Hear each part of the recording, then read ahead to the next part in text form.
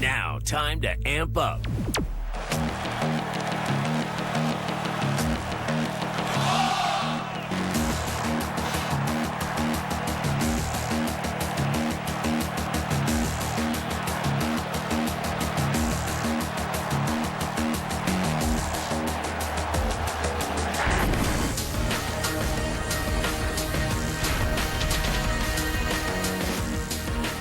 Who wins? Fast.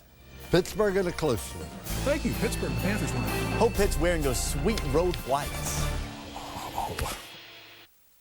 Football weather has arrived in the Northeast, and with it comes a meaningful conference game. The kind of game that hard-nosed coaches like Pitt's Dave Wanstead take great interest in.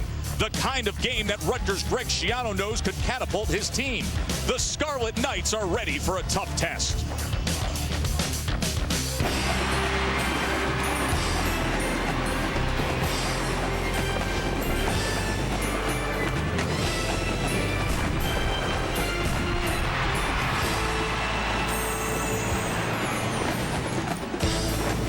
Welcome to ESPN College Football Primetime as they run out on a rainy night here in Piscataway, New Jersey. The Scarlet Knights put their 4-game win streak up against one of the most talented and athletic teams in the Big East, the 5-1 Pitt Panthers.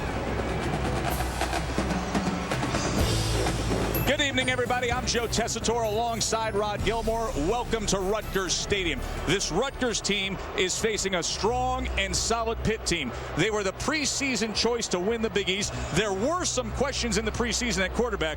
Aren't any questions any longer, Rod? Oh, no. Bill Stahl struggled in the past, but he's having a great season right now for Pitt. 13 touchdown passes, only 3 picks. Now, he threw a couple of picks last week, and the fans got on him, but he bounced back with a great fourth quarter, a great comeback, completing 9 of his last passes. As for Rutgers, the future is now at quarterback. They're going with the true freshman, Tom Savage. He has upside. He has composure. I really like him. From what I've seen on tape, he's a big, strong quarterback, strong arm, has done a nice job of taking care of the football, hasn't thrown a pick yet this season. Now, that's been against soft competition. He will be challenged tonight as Pitt will bring the heat. They want to try and disrupt the youngster tonight, and they're going to get after him. Just moments away from kickoff, and it gives us a chance to visit with Rutgers head coach Greg Schiano. Coach, you told us yesterday that you feel your freshman quarterback has taken a step up facing this defensive front of Pitt. What advice have you given him before kickoff here? I'll tell you the truth, I told him nothing. He works hard all week. He's ready to play. You know, he's a young guy. He's going to figure some things out as he goes, but he's very talented. He'll get it. Now, you were on Dave Wanstead's staff with the Bears. Now you're 4-0 against him in this college series. How do you explain the head-to-head success you've had? No, I don't know anything about that. I know tonight, right now, they're a good football team, and we better strap it up and get ready to play, so that's what we're thinking. Thanks, Coach. Greg Schiano, longest tenured coach in the Big East, 9 years at Rutgers, taking them to 4 straight bowls, and he was on that defensive staff of the Chicago Bears when Dave Wanstead was the head coach, of course, head coach of the Bears and the Dolphins. Been doing a very good job on the recruiting front. He's had 3 straight recruiting classes ranked first in the Big East. Well, he's done a nice job. He's starting to get those highly rated recruits, including his quarterback we just told you about, Tom Savage, who was a top 10 recruit when he came out of high school. So nice job by Schiano, and certainly over at Pitt, Wanstead doing a great job recruiting as well. Pittsburgh won the toss. They defer. Rutgers will receive first, so we will get a chance to see the true freshman Tom Savage, who Coach Schiano said, hey, I really didn't say much of anything. He's got a lot of confidence in this young man. Well, confidence or not, he's going to get tested. Like I said, we like what we've seen of him so far. He didn't start the opener against Cincinnati. After that game, he became the starter, and they haven't played the same level of competition, so he will be tested tonight. Luke Briggs to kick. McCourty and LaFege back deep for the Scarlet Knights. They have won 4 straight against Pitt. This is Joe LaFege from the end zone. And he gets it out to the 22-yard line. And Tom Savage, the true freshman from suburban Philadelphia. He was a star at Cardinal O'Hare High School. Committed to Rutgers since before their 2007 spring game. So the hype rod has been building for a while with Savage, and now thrown into action early on in his career, already 3-0 as a starter. Well, keep in mind, Tess, that he played last week, but a couple of weeks ago he had a concussion, so he's missed a game. This is his second game back after that concussion. Cordell Young flanking him in the backfield here on 1st and 10. A little pressure. They get the screen to Young, and he's got good yardage. There goes Cordell Young, a big gainer for Rutgers right off the start.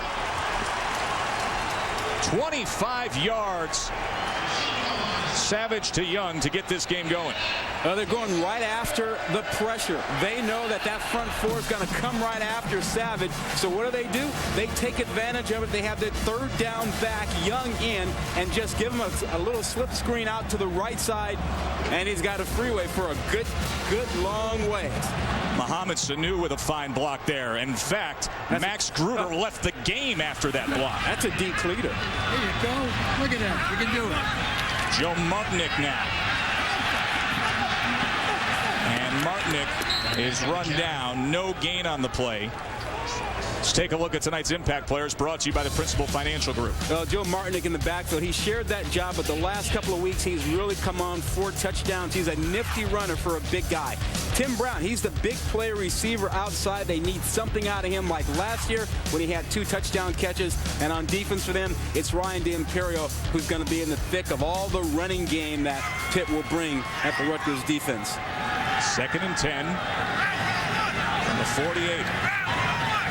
Savage out of the gun.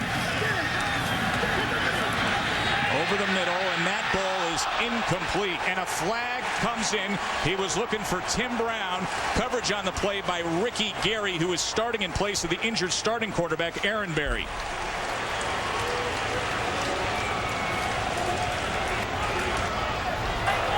Pass interference. Defense.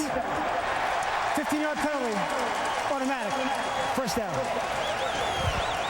Usually you can get away with this test when you have your backside hand low on the receiver. The officials usually allow you to do that. What they worry about is when you get your arm up around the shoulder. That time Ricky Gary put it where I would put it, and you don't expect to get flagged, but he got flagged this time. And number 17 you saw on the sidelines is their starting senior quarterback, Aaron Berry, who injured his right shoulder against UConn last week and unable to go this week.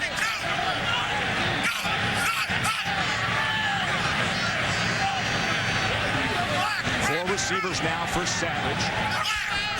Flanked by Young again out of the gun. And Young is wrapped up immediately, nowhere to go at all.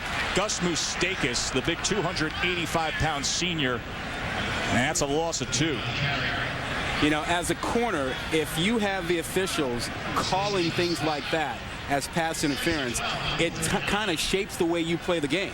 I mean, you know, if you go and you turn the receiver, you're going to get flagged. But when you put your hand on the backside like that and you can't get away with it, now you really have to be soft and take your hands off. 2 by 2 again out of the gun for Savage. Looking for Martinick. That is a dangerous play right there, as big number 97, Jabal Shurd, was able to go up and slap it down, and then it harmlessly falls to the ground. Well, you see the offensive lineup at the top of your screen. It's going to be interesting to see how the defensive ends for Pitt react to this opening series, because Rutgers has gone after them with screen passes and crack blocks, trying to come in and knock them off their game. So the true freshman facing a 3rd and 12.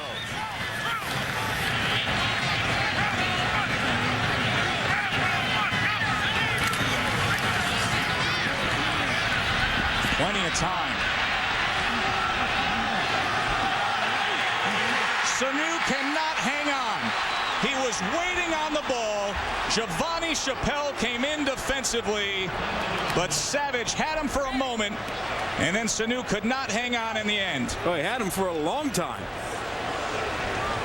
And there's a flag in the backfield. Personal foul. Offense. Shot block. Penalty will be declined. 4th down.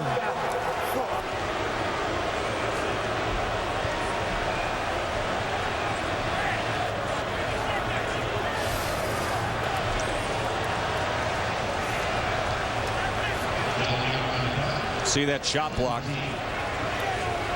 Yeah, that was on. They got Mick Williams, 95, who's a great defensive tackle. That's a dangerous play. I think he hurt somebody like that. So Teddy Delagana comes on to punt. After the Rutgers offense was able to cross into Pitt territory, Aaron Smith that deep for Pitt. And he's going to let this one drop in. Touched a Pitt player. Dom DeSico. It touched his leg. Rutgers with a heads-up play and a costly turnover here for Pitt early on. And that's why you yell to get out of the way. You want your guys to get completely away. And DeSico was kind of taking his time, not expecting the ball to be anywhere around him. Now here's DeSico, unaware completely, and that ball hits his right foot. That's a great call. Officials saw it clearly, and you just have to get out of the way. You have to listen and get out of the way. So the Rutgers offense right back to action, and now they're going to take a timeout. Timeout, Rutgers. Dom DeSico, the junior strong safety, playing special teams with a mistake there. Let's see if Rutgers can cash in when we return.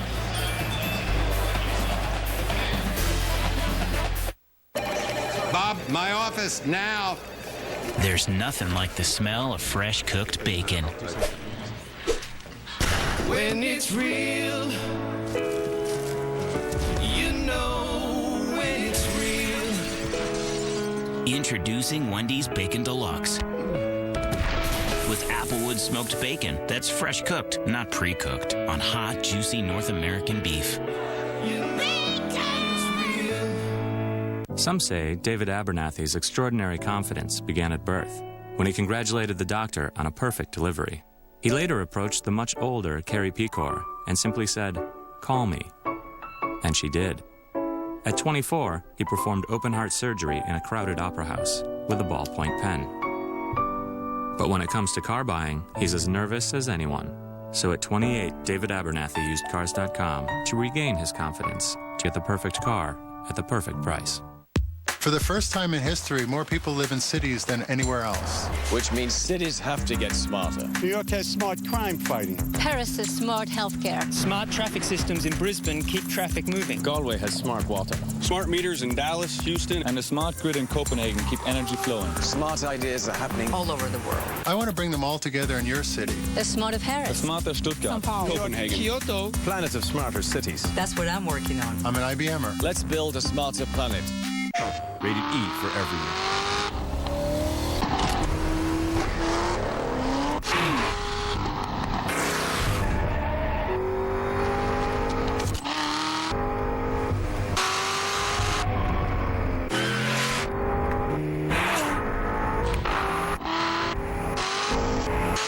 Real portable racing has arrived. 800 cars, 35 tracks. Gran Turismo. Only possible on PSP and PSP Go. This is the story of Jane. Jane needs a home improvement contractor. On the surface, they all look pretty much the same. So how does Jane know which one is best? That's where we come in. We're ServiceMagic.com. We'll instantly match you with home improvement pros who have passed our thorough background check and have been rated by your neighbors. ServiceMagic.com is free to use and the easiest way to get competing bids from top local contractors. ServiceMagic.com. Get connected with confidence.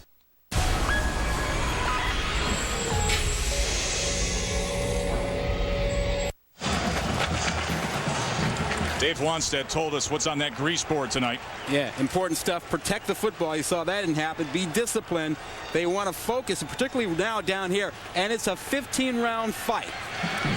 Well, number one, protect the football. That didn't work out well on their first special teams play of the night. Dom DeSico, the strong safety for Pitt, touched the ball. It was recovered by Damaso Munoz for Rutgers, and now Tom Savage in that Rutgers offense right back to business on the 11-yard line.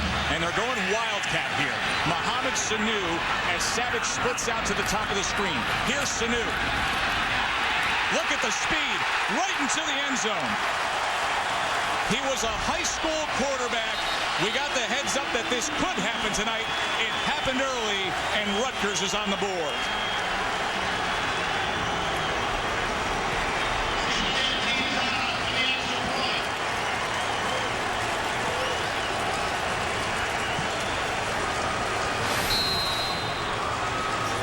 Well, they weren't really prepared for this. They have not shown Sanu at the Wildcat spot. He's just been a wide receiver, played a little quarterback in high school, but none here at Rutgers. Curveball.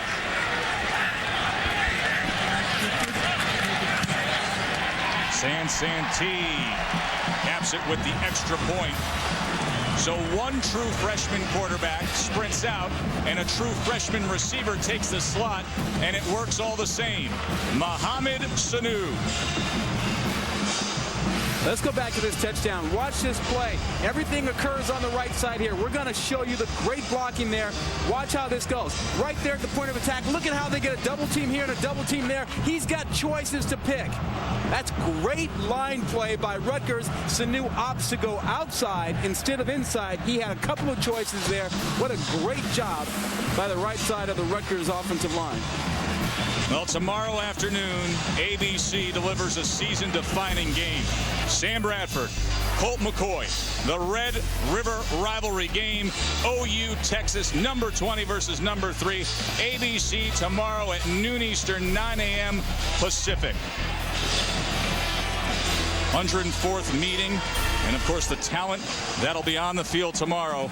You know, this is what's great about college football, the names that have been so established over the course of recent years, superstar names like Bradford and McCoy. Well, this was what everybody was expecting this year, this matchup, and for these two quarterbacks to have great years. Bradford was hurt, nice to have him back. McCoy's having an okay year, not a super year. Should be exciting tomorrow. From the Cotton Bowl tomorrow at noon, this is Ray Graham. And Ray Graham, the Jersey kid, comes home, and look at this. Big return for Graham. 53 yards.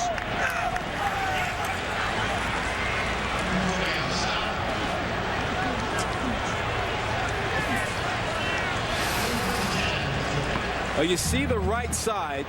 This is just a right return and a huge hole. Rutgers slow getting over and just great blocking. I think I could have run through that one. He's from Elizabeth, New Jersey. Showing off in front of the friends and family. Dion Lewis now wrapped up immediately. Nowhere to go. Scott Vallone, who's having an outstanding season on that Rutgers front four with the tackle.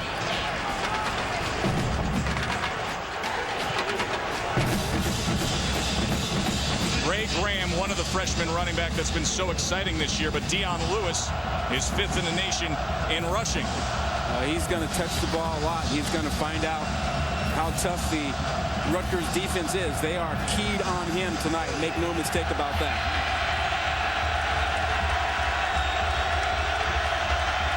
Stahl now to pass on 2nd and 10.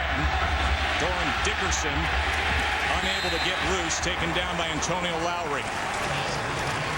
There's Pitt's Bill Stahl, a senior from the Pittsburgh area, 4th nationally in passing efficiency. Coach Wanstead talks about wanting to get big chunks of offense off their play-action game, and Stahl has delivered that so far this year. Yeah, he's still kind of suffering from being the whipping boy with a lot of the Pitt fans. He gave a tough time last year and got booed a couple times this year, but he's bounced back from that and is really having a fine season. 3rd and 7. And 1st down yardage as he's able to get it to his tight end, Doran Dickerson. Let's take a look at the impact players brought to you by Principal Financial Group. Well, Tess, you talked about the top freshman running back, Dion Lewis, really having an outstanding season. He's a pretty good inside runner for not being a really big guy. And then on the outside, Jonathan Baldwin is a big player receiver. He's a matchup problem at 6'5". And defensively, Adam Gunn. What a great story. Young man broke his neck last season and is back playing football this year.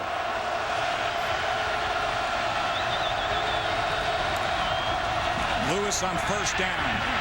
Cuts it to the outside. A flag comes in as Lewis scoots inside the 10-yard line, but will wait for the call.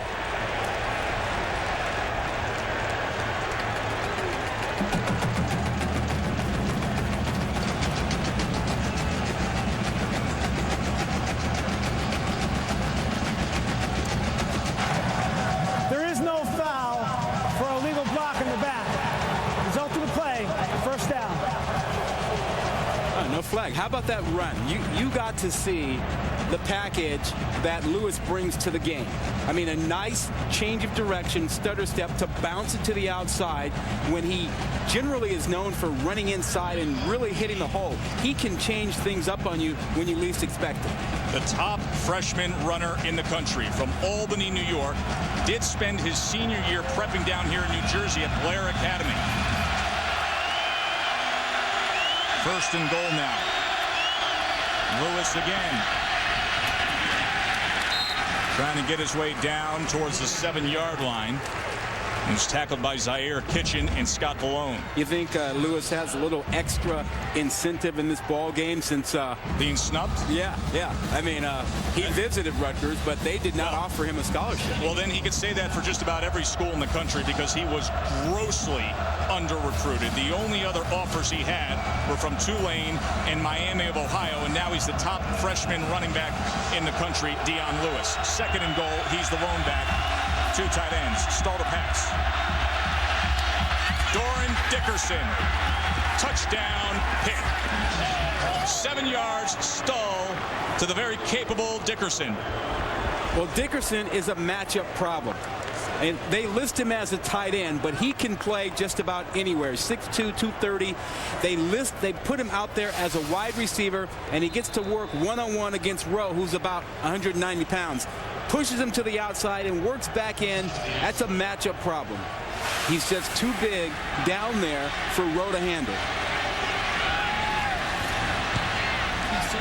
Dan Hutchins adds the extra point. Doran Dickerson, the do-it-all tight end, his 8th touchdown of the year. Good start here on Friday Night Primetime, all tied.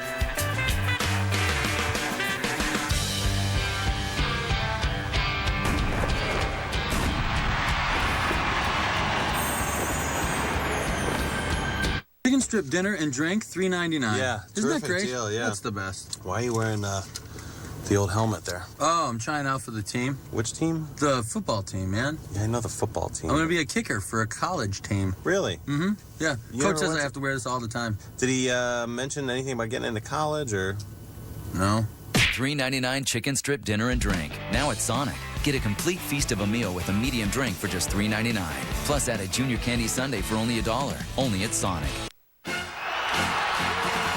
Score delivery pizza. Ouch! Minus the delivery price.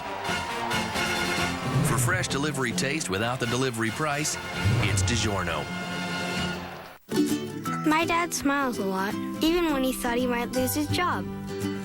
He says he doesn't think about it much, but I don't believe him. I think he does it for us. Sometimes doing the right thing is just making people happy.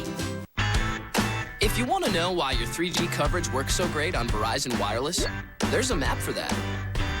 Or why you can make plans on the go at 3G speed, there's a map for that. And if you want to know why your friend's 3G coverage is so spotty, there's a map for that too. Yep, with 5 times more 3G coverage than AT&T, there's lots of reasons to switch to Verizon Wireless. Now get great deals on 3G phones like the LG Versa for $49.99. Hey, Dad, did you pick me at a cell phone? Cell walls are thicker than plasma membranes and were originally discovered by Robert Hooke in a sample of cork. Okay. So I guess that means you didn't find me a phone? Thousands of telephone poles are destroyed each year by woodpeckers. Woodpeckers also nest in the cavities of trees, Mom, fence posts, and which celebrity mom has another one on the way? What? Soccer mom. Hot moms. Mom jeans. Moms who wear jeans to match their teens' jeans. Find the cure at Bing.com. It's not just a search engine. It's the first ever decision engine from Microsoft.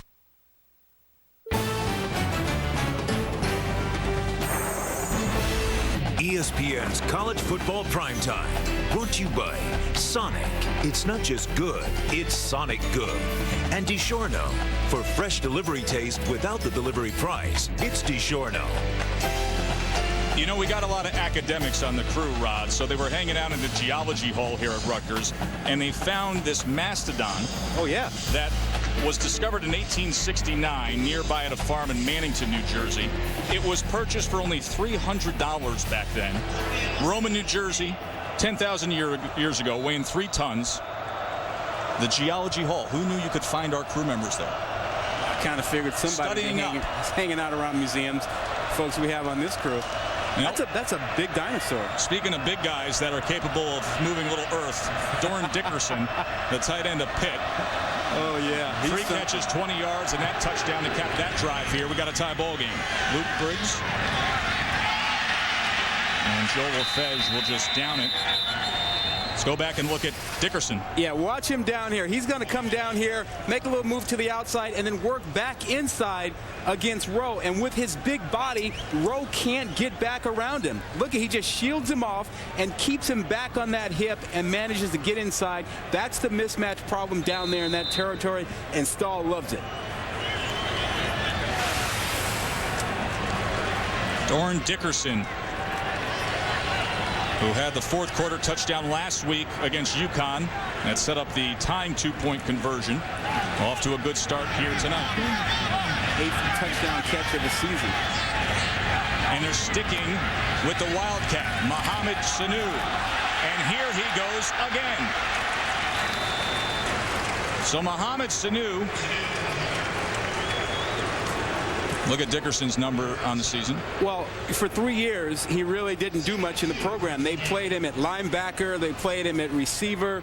He was a top recruit, but they just couldn't find the right fit. Well, lo and behold, this year they find him as a hybrid. A guy they can move around, and he's having a great season.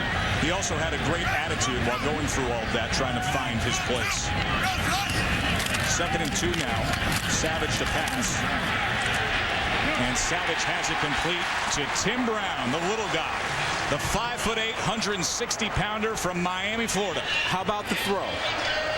We talked about Savage and what we liked on tape. Big guy, strong arm. He certainly let that one fly. And Rod, once again. Watch him step into this. He put some mustard on that one. But Savage now sprints off the field, and Jabu Lovelace comes in. So we've seen the Wildcat here tonight a few times from Coach Schiano. Martinick gets the call. Not much running on the inside against Max Gruder, who left early in this game and came back in.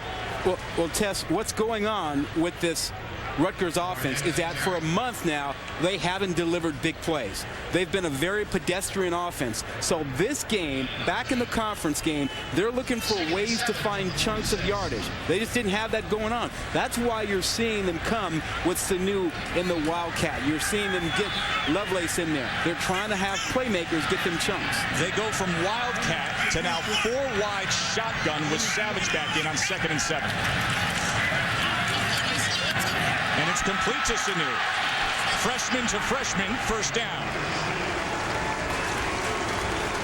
And so far, Tess, they've done a great job of protecting Savage.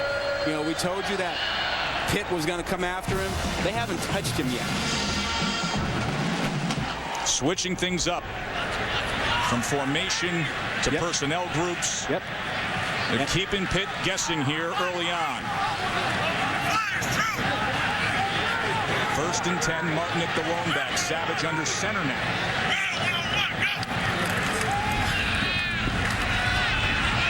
Overthrew Brown, but that's easy to do. He's a little guy. Oh, come on. You going to blame him? Come on. He's barely 5'8", Rod. Oh, you want the quarterback to be accurate, though. Come on. Hey, he can jump, though. He's got, what, about a 42-inch vertical? He leads the Big East in yards per reception. Actually went to Northwestern High down in Miami. That's the same school that produced Ja'Cory Harris, the star quarterback at Miami. 2nd and 10 now. Savage looks over. Cordell Young in the backfield with him.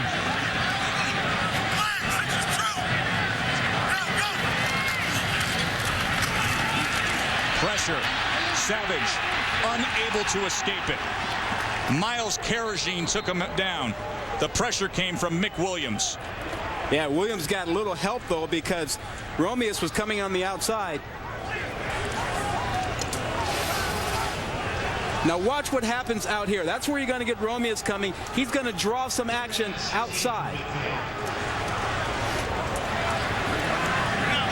And you see the twist with 95 Williams coming in behind that after Romeus was able to draw attention outside. 3rd and 16 from midfield.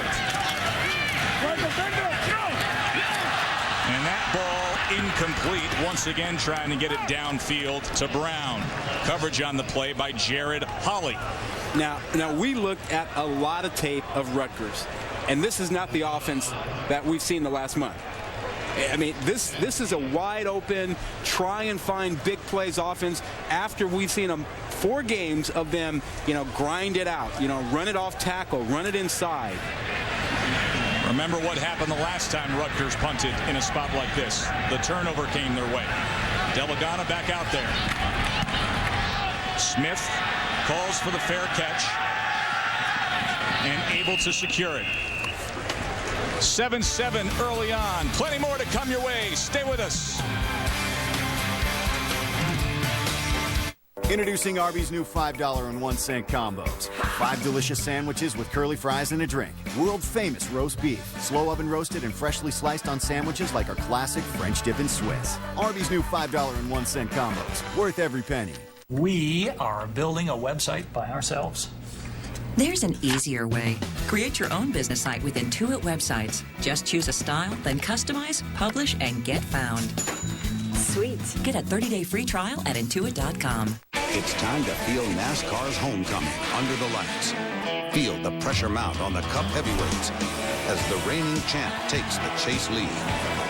The NASCAR Banking 500, tomorrow at 7 Eastern on ABC.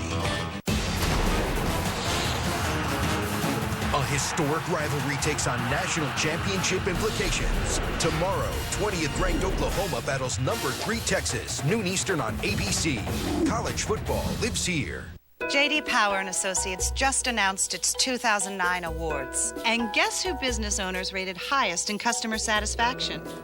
Twice. It wasn't the phone company. It was Optimum Business. In nationwide studies, customers rated Optimum Business highest overall for phone and internet, based on factors like reliability, customer service, and even billing. For data and voice, the customer's choice is Optimum Business. Call 1-866-580-1388 today. We must solve the property tax problem. Can you believe Tom Suozzi? For years, Suozzi and the Democrat legislature have been the ones that have raised all our taxes and imposed yearly assessment increases. Now Suozzi says he's the solution to high taxes? What gall! Tom Suozzi's the problem. He must think we're stupid. Nassau needs a new county executive because Suozzi is the problem. 20th meeting of these two programs. Pitt and Rutgers tied up early on here in Piscataway. Aerial coverage brought to you by DirecTV. For the most sports in HD, call 1-800-DirecTV. Of course, tomorrow, hey, we were talking about this earlier. What a great DirecTV day on the family of networks, ABC, ESPN, ESPN2, at Texas OU, Bama, South Carolina, VTech, Georgia Tech at night. And we're glad we're getting your weekend started right here with Rutgers and Pitt. Lewis taken down by Antonio Lowry. Joe Tessitore and Rod Gilmore with you here from the newly expanded Rutgers Stadium. Pitt comes in 2-0 in conference play. You probably remember the last time Coach Schiano and Rutgers they were in the national spotlight. It was that opening week, the 47-15 loss to Cincy. But since then, they've won 4 straight. Lowry, who made that last play defensively, is still down on the turf. He's one of their big players out there. Had a pick 6 a couple of weeks ago against Maryland. Really good hands for a linebacker. Told you this is a couch potato kind of weekend. The big one at noon tomorrow. Texas and OU. USC Notre Dame, Rod, coming to you at 3:30. Big game for Jimmy Clausen. I think this is his opportunity, kind of a Heisman moment. If he does what he's done all season long, he's going to be in the running. He'll have a great game. He doesn't have to do anything special. He just has to play the way he's played all season. Let's check in the studio with Ryan Burr. Ryan. All right, thanks so much. Here is your Sports Center right now. Phillies lose for just the second time in the last 10 LCS games. Dodgers win despite going 0 for 6 with runners in scoring position. Chase Utley's error allowed the tying run to score. Cincinnati quarterback Tony Pike left last night's game with a forearm injury against South Florida, examined by an orthopedist today. A decision on whether or not he needs surgery is expected on Monday, guys. Thanks, Ryan. That's a good sign for Antonio Lowry. He was injured making that last tackle against Pitt's running back Dion Lewis. And he's a junior from Miami. His younger brother is a freshman defensive tackle who was highly recruited, Antoine. But when he came in to make that tackle, he kind of took the brunt of it because he didn't have his legs underneath him. Kind of got caught up in the pile and took most of the hit.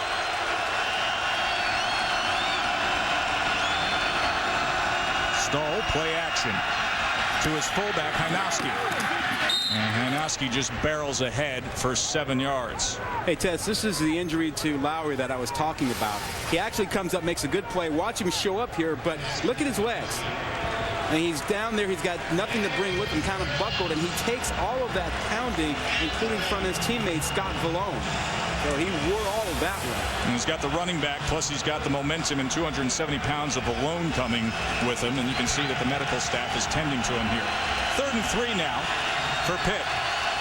Stahl out of the gun, flanked by his fullback Hajnowski and his young tailback Lewis. And a first down again for Pitt, a gain of 7 that time, as Stahl. Flag comes in late. Derek Turner able to haul in that catch.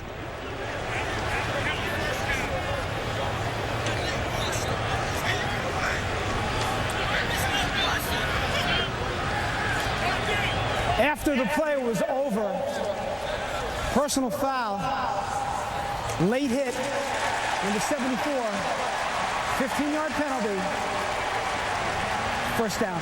And it's the right call. And Ronstadt's going to go nuts when he sees this. When he sees the tape, he's going to reprimand Malecki on this. Worthless, useless, stupid play. Look at this. Into the play. Oh. Defenseless guy right there. That's Zaire Kitchen, and he takes a cheap shot at him. After you pick up a first down, no need for it. So they get the first down, but they're backed up. Lewis, good block in front, trying to get to the edge.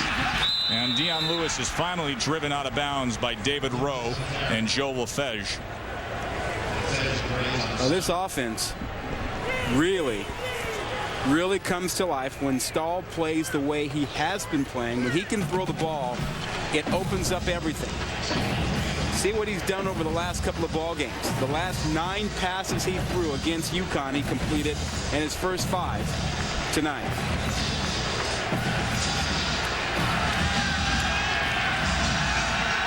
Second and 2.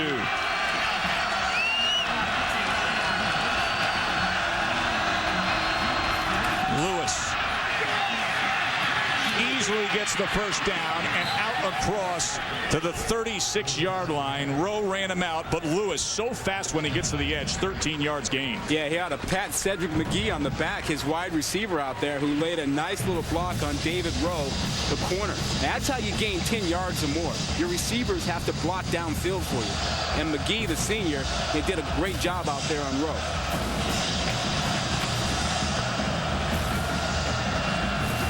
So 2 tight ends in now. Fresh set of downs for the Panthers.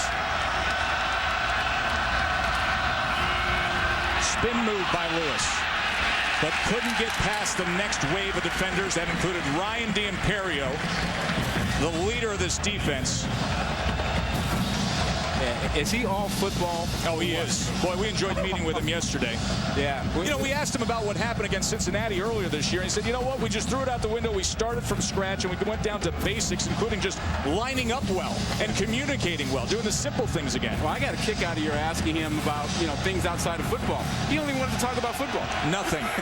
What's your life outside of football? There isn't one. It's what you want out of your middle linebacker, isn't it? Here's Dickerson. Dickerson being swarmed again by that defense. He had the touchdown earlier, could only get loose for 3 yards this time. Devin McCourty making the tackle. Well, Stahl was under some pressure that time. He kind of shied away from that throw a little bit as Charlie Noonan, number 96, got in his face. Now, this is the area, the crowd making a bunch of noise, but this is the area where Pitt likes to use crossing routes. 3rd and 9.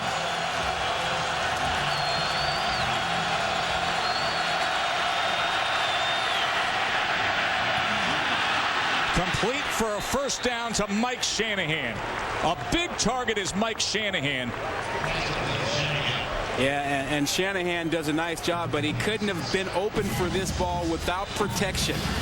And Stahl does a nice job of getting it out, but look at the protection they have in there. Keeps the backs in. Dickerson stays in. He gets a lot of heat, but Stahl gets it off. Here's an inside route we were talking about. Stahl delivers the ball to Shanahan, who used his big body to get inside the receiver.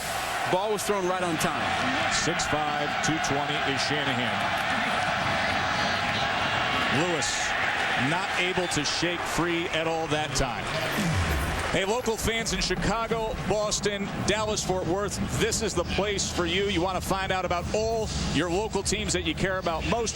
ESPNChicago.com, ESPNBoston.com, ESPNDallas.com. Go there for all your local sports, news, radio highlights, and updates. And you know that ESPNDallas.com has got to be blown up tonight as everybody's getting ready tomorrow for Texas OU. Oh, yeah. Down at the Cotton Bowl. You can go there and get all your preview articles.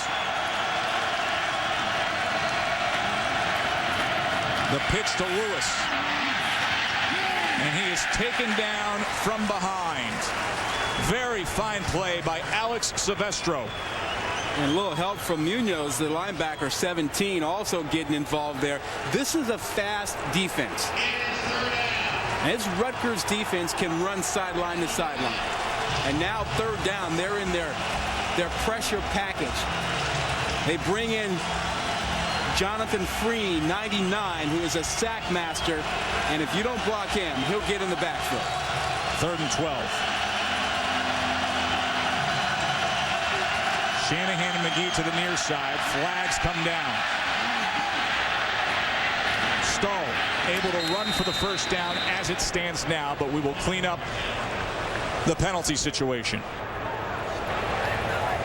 Offside. Defense. Number 45. Planning would be declined. First down. So Alex Silvestro, offsides. Stahl's run good. A first down just when the Rutgers defense had forced them into a 3rd and long. Oh, just take a look right there. That's where you're going to see the jump. Clearly jumping offsides there. Coming towards the end of this first quarter. And Pitt on the move. Lewis stacked up. Ripped down by Manny Abreu. Good action early on here. Tied up at the end of 1. The Rutgers fan base has already attached themselves to their true freshman quarterback. And Rod and I found out just how much. We storm the dorm coming up. Stay with us. More from Rutgers. ESPN Monday Night Football. Broncos Chargers at 8:30. Black boots, black dress, black eye. Black taco. The new 89-cent Blackjack Taco. Get one before they're gone. Exclusively at Taco Bell. Bell.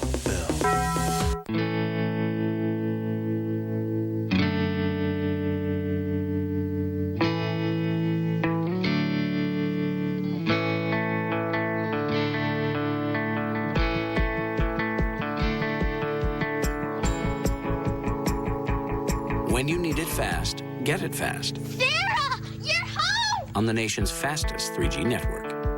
AT&T.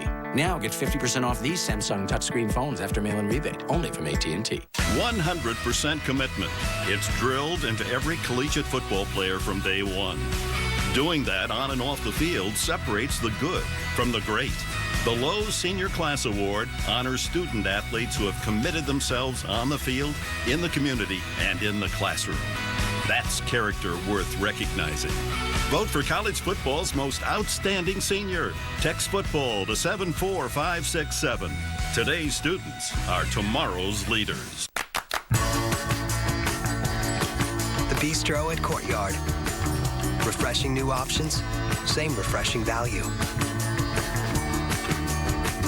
Courtyard. It's a new stay.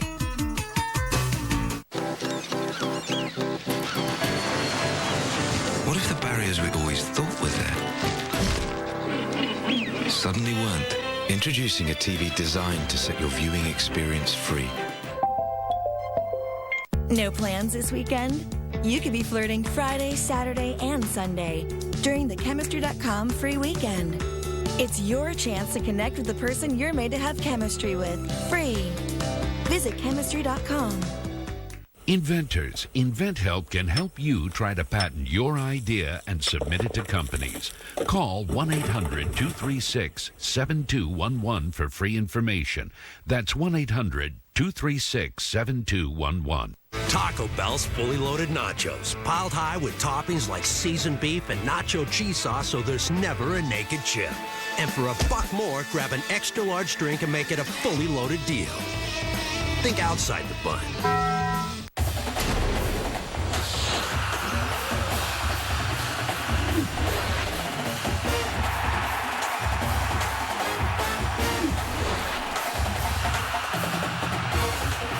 The undefeated and second-ranked Crimson Tide look to take the next step in their quest for an SEC title as they battle South Carolina. ESPN College Football Primetime presented by Hampton Hotels, South Carolina, Alabama. Tomorrow at 7:45 Eastern. College football lives here.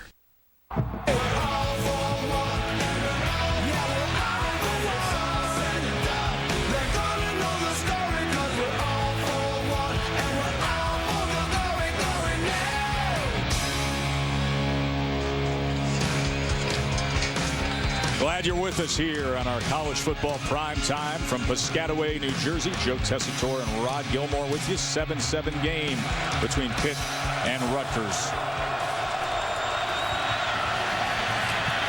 Lewis still on his feet. You see that often with the true freshman Dion Lewis. Well, this is a defense that believes in bringing pressure, and that was the 11th carry for Lewis. Sometimes they've trapped him behind the line of scrimmage because of the pressure, but every now and then he slips through and makes a big play. Told you this is one of the steals of the recruiting class. He went to the little Albany Academy in upstate New York, which is really quite an academic prep school, and now starring in the top freshman runner in the country. Pitt is 4 for 4 on third down. High snap. Stoll gets it, but overthrows Doran Dickerson. He was streaking down the top side there. I think that's his first incomplete pass of the night. He was 7 of 7 until that throw. Well, the snap may have thrown the timing off for a moment there. Let's take a look. Oh, yeah, you're right, partner. Look at that. I mean, there you go. You got to reach up and grab this now. This ball is thrown over Dickerson, and I think the timing was affected by the bad snap. First incompletion. Now Dan Hutchings hoping this won't be his first miss of the year. The junior 7 for 7. This from 42. No good.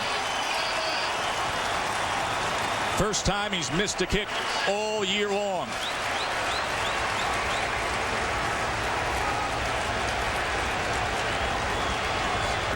So the Rutgers defense able to hold there.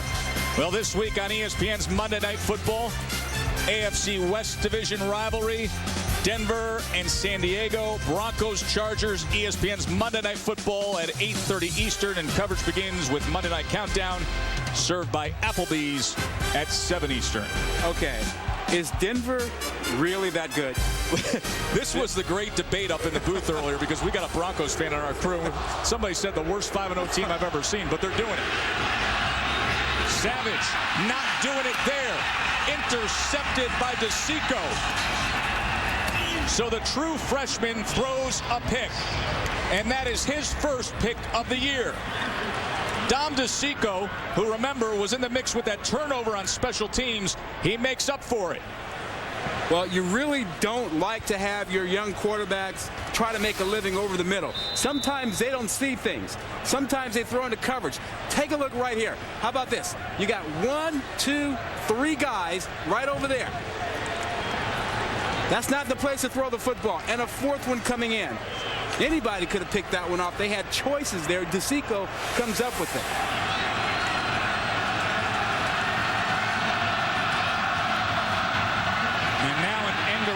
with Andre Wright. And Pitt starting to move the ball a bit, but Tom Savage, you know, I was reading Pat Forty's 40-yard dash on ESPN.com this week, and he has his last interception pool. Yep. Savage was one of 3 quarterbacks among the top 100 in passing efficiency, yet to throw an interception before that right there. There's only 2 left now. He's out of 40's pool now. He's out of it. He's out. Yeah. Jarrett Johnson at Texas A&M, UConn's Cody Andress. Those are the 2 left in the top 100, yet to throw an interception this year. Well, you can see Rutgers gaining more confidence in doing more things with Savage, and that might have been just a bit too much there. Lewis, not much there, only a couple. And he's learning from this. He's hearing now that that was not the place. One thing we noticed as we watched tape on him was that he does stay with that first read. He doesn't come off and look for a second guy, which is common for freshman quarterbacks, unless your name is Matt Barkley and you're at USC. You know, he's phenomenal. He sees the whole field. But most quarterbacks, most freshmen are not like Matt Barkley. Rutgers defense, though, with a chance to make up for it here on 3rd and 5.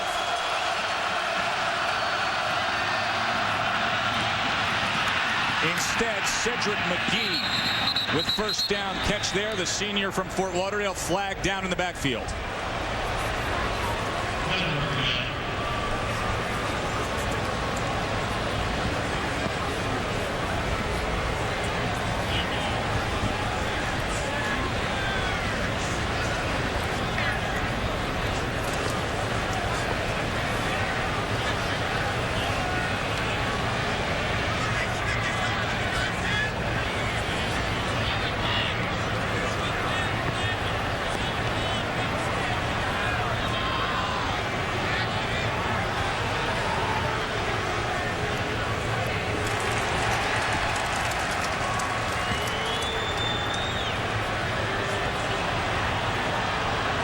Okay, that was a little confusing. Big East referee Pat Garvey. Yeah, I think what he's trying to say is he got both sides.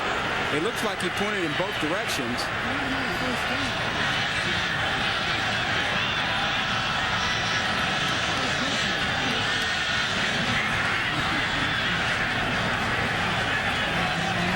And Schiano's confused.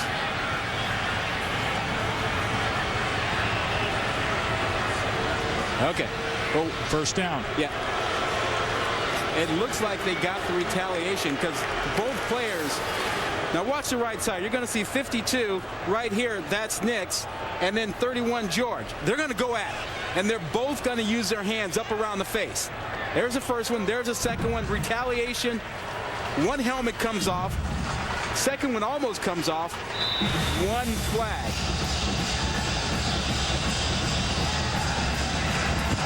It's always the second guy. We ought to know that by now, right? First guy always gets away with it.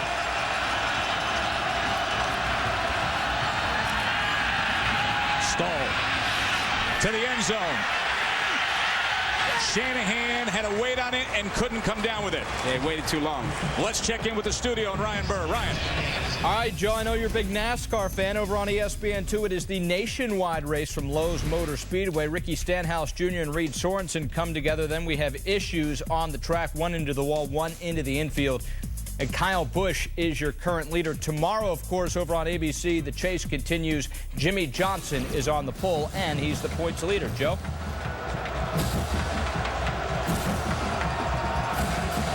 Second and 10 now for Pitt.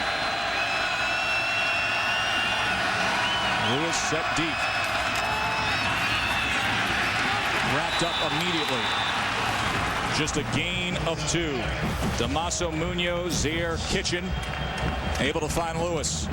Okay, now keep in mind the last time that we saw Pitt down inside the 30, they were thinking about their big receivers. Dickerson, the big guy. Shanahan. Big target there. Yeah. And those are matchup problems for Rutgers. And on this 3rd and 8, it's about what you're looking for. You're looking for that matchup, but can they protect Stahl? Line to make is the 20. There's Baldwin, one of the better athletes in the Big East. Airs it out for him. Incomplete. coverage came from David Rowe, but it was thrown a bit behind Baldwin.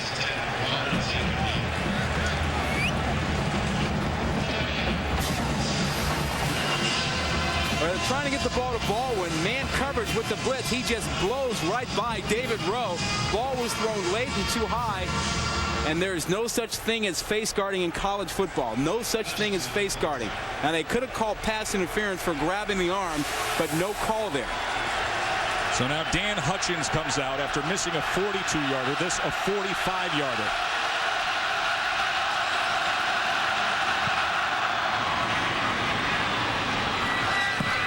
And the former walk-on nails it.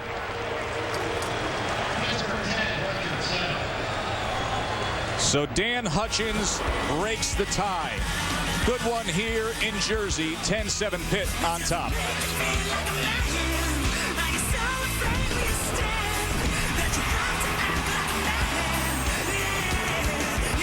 It's Jimmy Football here. Nobody likes number 2, so we just upgraded you to number 1. Introducing the Bud Light Foozy. It's a foam finger. It's a can koozie. Boom! Whoa! The stamp.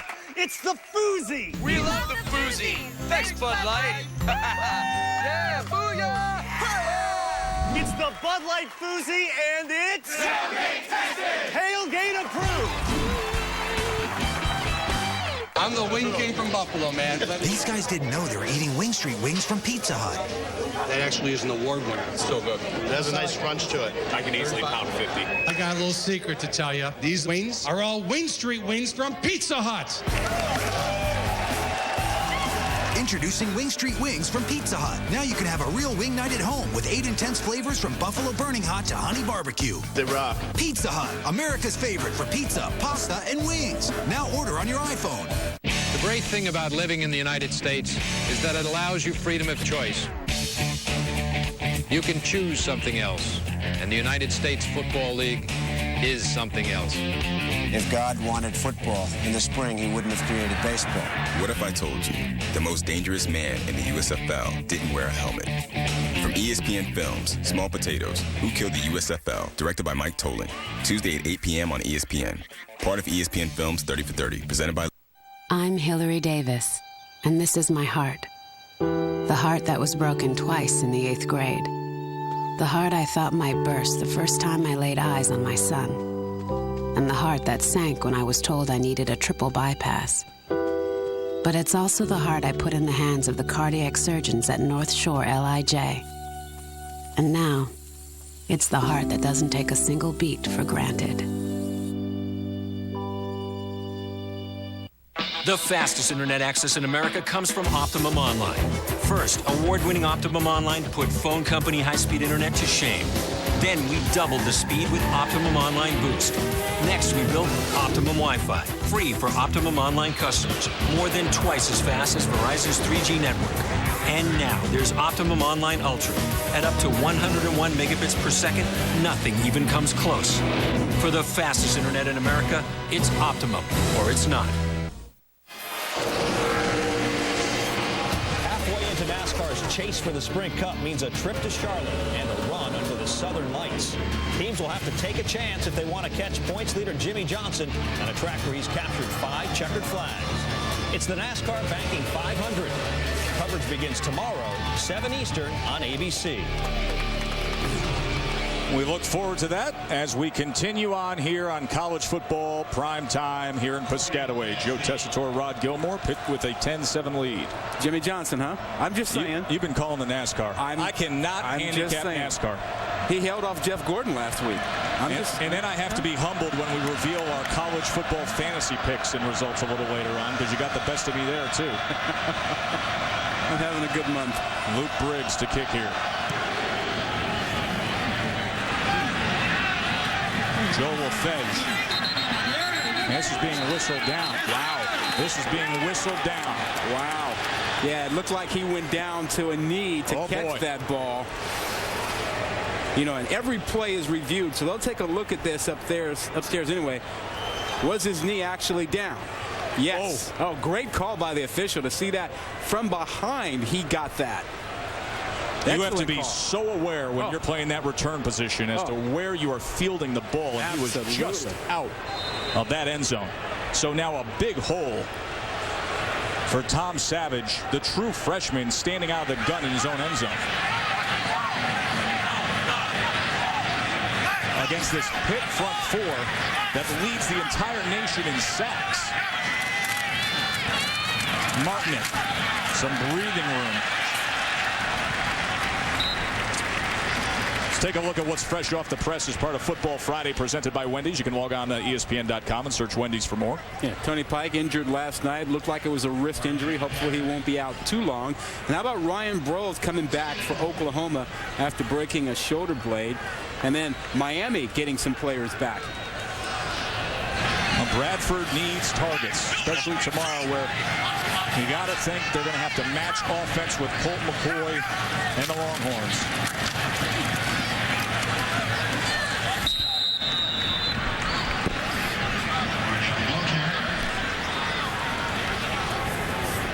10-7 game here. What do you make of the OU Texas game? Well, I tell you, getting Broyles back is a big deal for Oklahoma. You know, they're 77th in the country in big plays over 20 yards. And last year they were great. They just aren't coming up with big plays. Broyles should help them with that. Yeah, they need some offense there out on the edge. Texas obviously absolutely loaded in the season that Jordan Shipley's having. Watch out for him. 3rd and 2. Savage pressure, and that is incomplete. Trying to get it to Sanu, but Adam Gunn was quick to get there. Adam Gunn, of course, we talked about his story a little earlier. One of those overcoming adversity stories. Had a broken neck and came back to play football. It's just amazing that he was able to come back. He even had an older brother who had a broken neck. I just can't imagine what his family has gone through with dealing with that. And he's out there doing a great job. Starter, big-time player. It's just amazing that he was able to come back from that. So after that kickoff return that was down at the 1, Teddy Delagana punting from his 1-yard line. Aaron Smith will field it just inside the 40.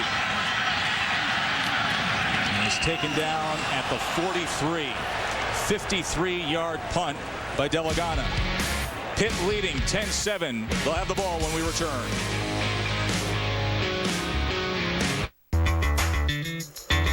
Monopoly is back at McDonald's. And this year, there's $1 million at stake every day. No matter how you play, every day is another chance to win. Peel, collect, or play online for a chance to win a roll for $1 million. So what's your game?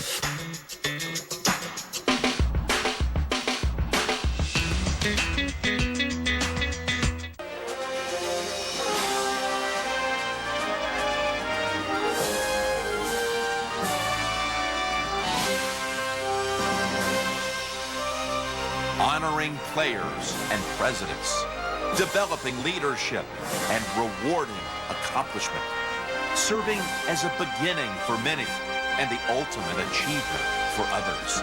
The National Football Foundation, building leaders through football.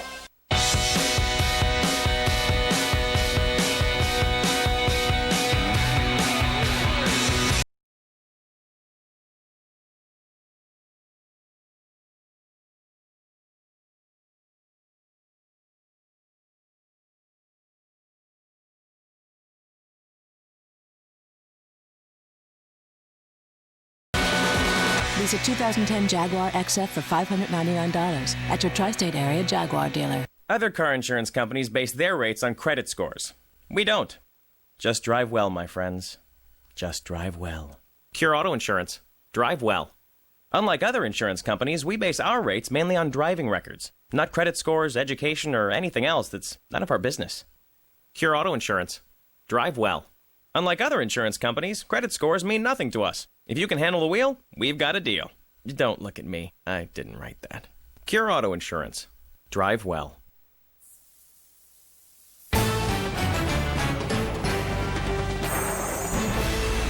ESPN's College Football Primetime, brought to you by Bud Light, with the just right taste that's not too heavy, not too light. The difference is drinkability. And Cheez-It, you know real when you see it. Ultimate Frisbee, very popular in this area of Central Jersey. Started at Columbia High School in Maplewood nearby. In fact, Pitt Rutgers in football. Well, Pitt Rutgers in Ultimate Frisbee, that's also a big game. Pitt's their #1 competition. Rutgers won the first 4 national titles of Ultimate Frisbee back in the 70s, Rod. Did you know there was such a thing? In the rain? Hey, in the rain? You got to go out there. I mean, that's what those Ultimate Frisbee players, they bring it. So does this guy, too. Good stick that time by Alex Silvestro. Ray Graham, a loss of 4 on the carry. Yeah, that's Graham's first carry. Getting into the ballgame, hoping to face up against his brother, who's playing in the secondary for Rutgers.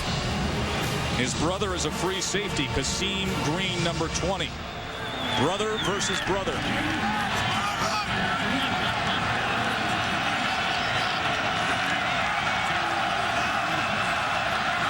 Joe Lafiche, 2nd and 14.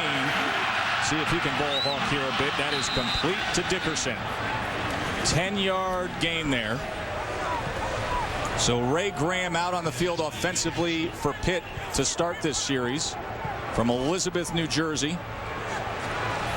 Considered going to Rutgers, but wanted to be a little away from home since he grew up in the area, and so he did not follow his big brother to Rutgers. Teamed up with his brother, though, to win a Group 4 state football title back in '06 at Elizabeth High, one of the bigger schools in the state. And there is Cassine, 3rd and 3. Pressure comes, and Stahl unable to get it out to Cedric McGee. Quarterback pressure came from D'Imperio, that fine middle linebacker for Rutgers. Watch the left side and see the pressure that comes. Look what they've brought. 1, 2, 3 guys on a blitz. That's an overload. They can't protect it.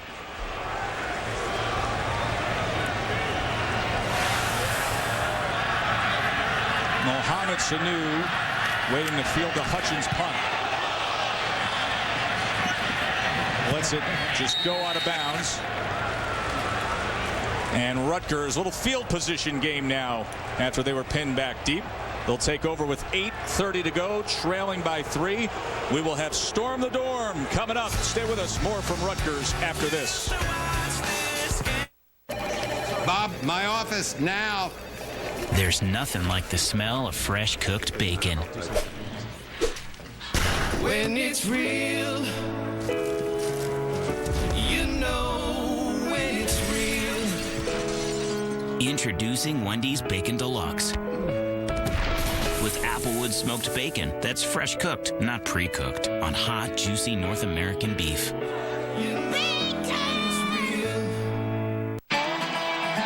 It's time to feel 12 drivers battling to the finish, under the lights. Time to feel the pressure of chasing a champion and the fear of knowing that your chase is almost over. Feel the thrill of being on top for a 4th year in a row. Great job, boys! Feel that one mistake could cost everything. The NASCAR Banking 500, only from Bank of America at Lowe's Motor Speedway. Tomorrow at 7 Eastern on ABC. Back at Rutgers, Pitt up 10-7. Every week on our Friday primetime game, we head out to visit the diehard student fans on campus. Time for this week's Storm the Dorm. Hey, this is great here at Rutgers. We got invited to Kai-Sai, a.k.a. The Lodge. The gathering room. The gathering room at the Lodge with George the Moose. That's not Bullwinkle? That is not Bullwinkle. They do 2 things really well here. You know what they are? Yeah, they gather. They do gather. And they know their college football. They know their college football. Let's go talk about Storm the Dorm. Let's do it. Watching some Thursday Big East football here. A couple of hyped up teams. Will you have some hype for your team? Well, over the last 12 games, Rutgers is 11-1, and the only loss came to the number 8 team in the country. This is a very good football team. Good point. A little bit of spin, but good point. A lot of spin, a lot of spin. But Alex, you've got a freshman quarterback, Tom Savage. What happens in the stands when he comes in the game? When Tommy Savage rolls onto the field, we got a little fan group for him. It's called Savage Garden after the rock bands, and we all start going as one. Tommy Savage. Tommy Savage! Tommy Savage! Tommy Savage! Savage Garden? Yeah, as in the late 90s Australian light pop band Savage Garden? Truly, madly, deeply. You're a fan. Here is Savage, incomplete. on first down. So Savage tonight has thrown his first interception of the night, the true freshman. I mean, that's fun to be with the guys, and they're going to be backing this kid for the next 4 years. They're very excited. But I don't know about the love pop ballad for your studly quarterback, Rod. I'm thinking heavy metal. Yeah, it's a little soft. Truly, Madly, Deeply being one of their big hits. It's, you know, it's not going to get you all fired up. Might be nice and romantic around dinner. It's 3 of 10 for 51 yards in the Pitt. 2 tight ends now on 2nd and 10. And once again, here they go, wildcat. Sanu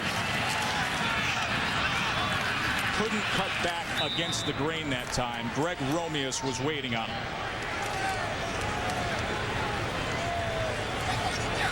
Well, beginning of the ball game, first 4 times Rutgers with the ball got off to a great start, touchdown, then a punt, interception, and a punt.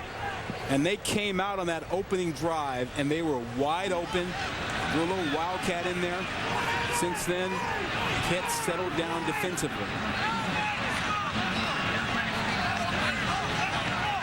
Savage back in his quarterback slot here as Sanu now is flanked to the left. 3-by-2 receivers, 5 of them for Savage. Tries to set up the screen to Sanu, but he couldn't get anywhere as Elijah Fields was all over that play. Good looking play from the free safety. Surprisingly, he's out on the field.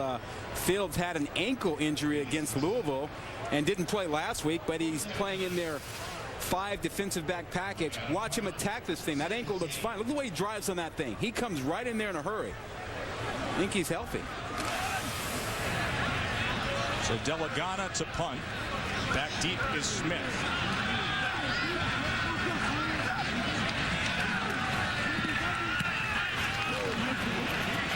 Good high kick by Delagana. Smith from the 28. Taken down right away. 51-yard punt taken down by Freeney. Tomorrow night, ESPN has an SEC battle. College football primetime presented by Hampton Hotels. Number 22 South Carolina. Number 2 Alabama. 7:45 Eastern on ESPN2. You know, South Carolina has never taken down a top 2 team. They are 0-12 when they play against the top 2 teams in the country. Yeah, I missed the boat. I probably should have gone with Jeffrey last week in my fantasy pick. Freshman of the week. Look at that. 3 touchdowns. I could have caught up with you by using him last week. I am so desperate for a performance like that this week. We will reveal our college fantasy football picks later on. Stahl gets it to the fullback, Hynoski, and he is undercut after a gain of 3 by Devin McCourty. A big SEC matchup tomorrow night. Last night and tonight, the Big East on display. We saw Cincinnati. We were impressed the way that they did well with their backup quarterback, handling a tough South Florida team. Big East looking pretty competitive. Tony Pike left the game last night, that 34-17 win, Cincy against South Florida. But Zach Collaros, boy, he came in and he's got some jets. 2nd and 7 now. Pressure. And Stahl just floats it out, incomplete, out of bounds. Let's look at the Big East standings. Cincy, of course, a top 10 team with big hopes. But Pitt off to a very good start in conference play with the win at Louisville and then the comeback against UConn. They're 2-0 as well. Yeah, you know, you look at Pitt and you look at Cincinnati. I think nationally, people know about Pitt. They know the history of Pitt. And so when Pitt is really good, the Big East gets more respect. I agree. For the conference's long-term success, a traditional power program must be near the top. Pitt is that program in this conference. Complete to Shanahan. Flag comes in the backfield, but a 15-yard reception by Mike Shanahan. That was more than a reception. At the end of the play, personal foul, unnecessary roughness, defense number 31, 15-yard penalty, first down. Yeah, they're going to get George Johnson for that. So, Rod, that goes from a 3rd and long to a first down reception to tacking on even more, and now Pitt has the ball all the way down at the 35 of Rutgers. Yeah, Tess, 2 points in that play. That catch really saved them. But watch the end of the play here. Watch George throw down Stahl. Unnecessary. Now the catch prevented a pick also. Shanahan had to really go up for that one. George has been a little bit over-aggressive.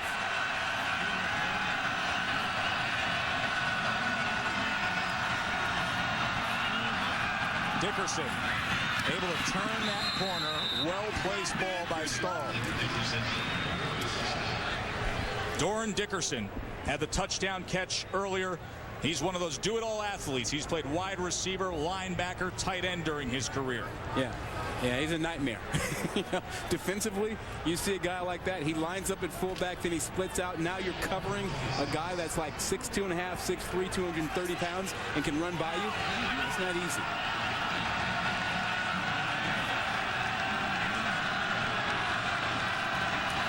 The fullback with first down yardage. Henry Hynoski. He doesn't get a lot of calls. He did in high school. Had over 7,000 yards. Finished 6th in state history in career rushing in Pennsylvania. But he's usually the lead blocker in this offense. Well, and Frank Cignetti, the offensive coordinator, has done a great job with this offense. I mean, he's putting different pieces together. He's really done this. Now, Hynoski, normally fullback, they're using him more. As the season grows, I think they'll use him more. And what he's done, Cignetti, with the quarterback position is outstanding. I mean, Stahl is having the season of his life, and a lot of that's due to Cignetti and what he's done with him. Dion Lewis. Inside the 10, inside the 5. And all of a sudden, Pitt is knocking on the door. He's breaking ankles, and he's barely off the ground. He's low to the ground, and he's coming at you. He changed direction about 3 or 4 times there. He remains in, dotting that power I behind Hynoski here on 1st and goal.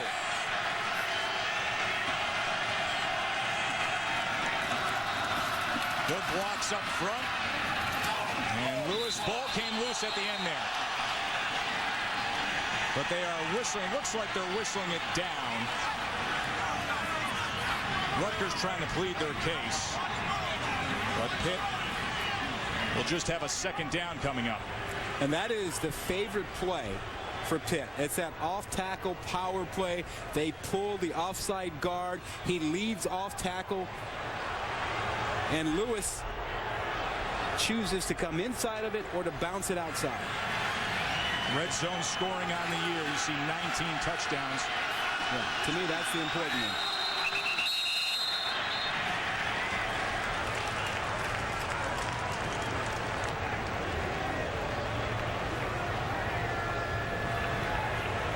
The previous play is under further review. So Pat Garvey says, wait a second, let's go back. And you saw the look on the face of Dave Wanstead. He's incredulous to the fact that they're going to do that.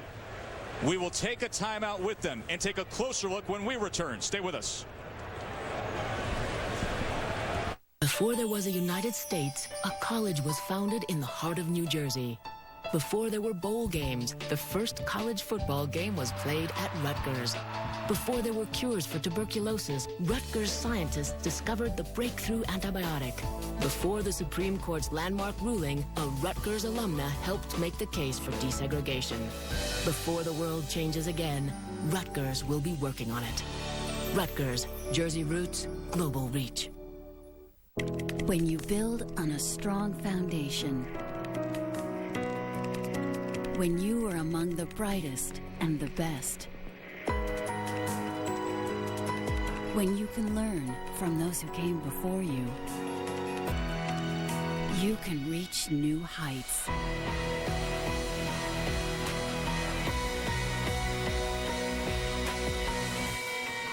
Hail to Pitt.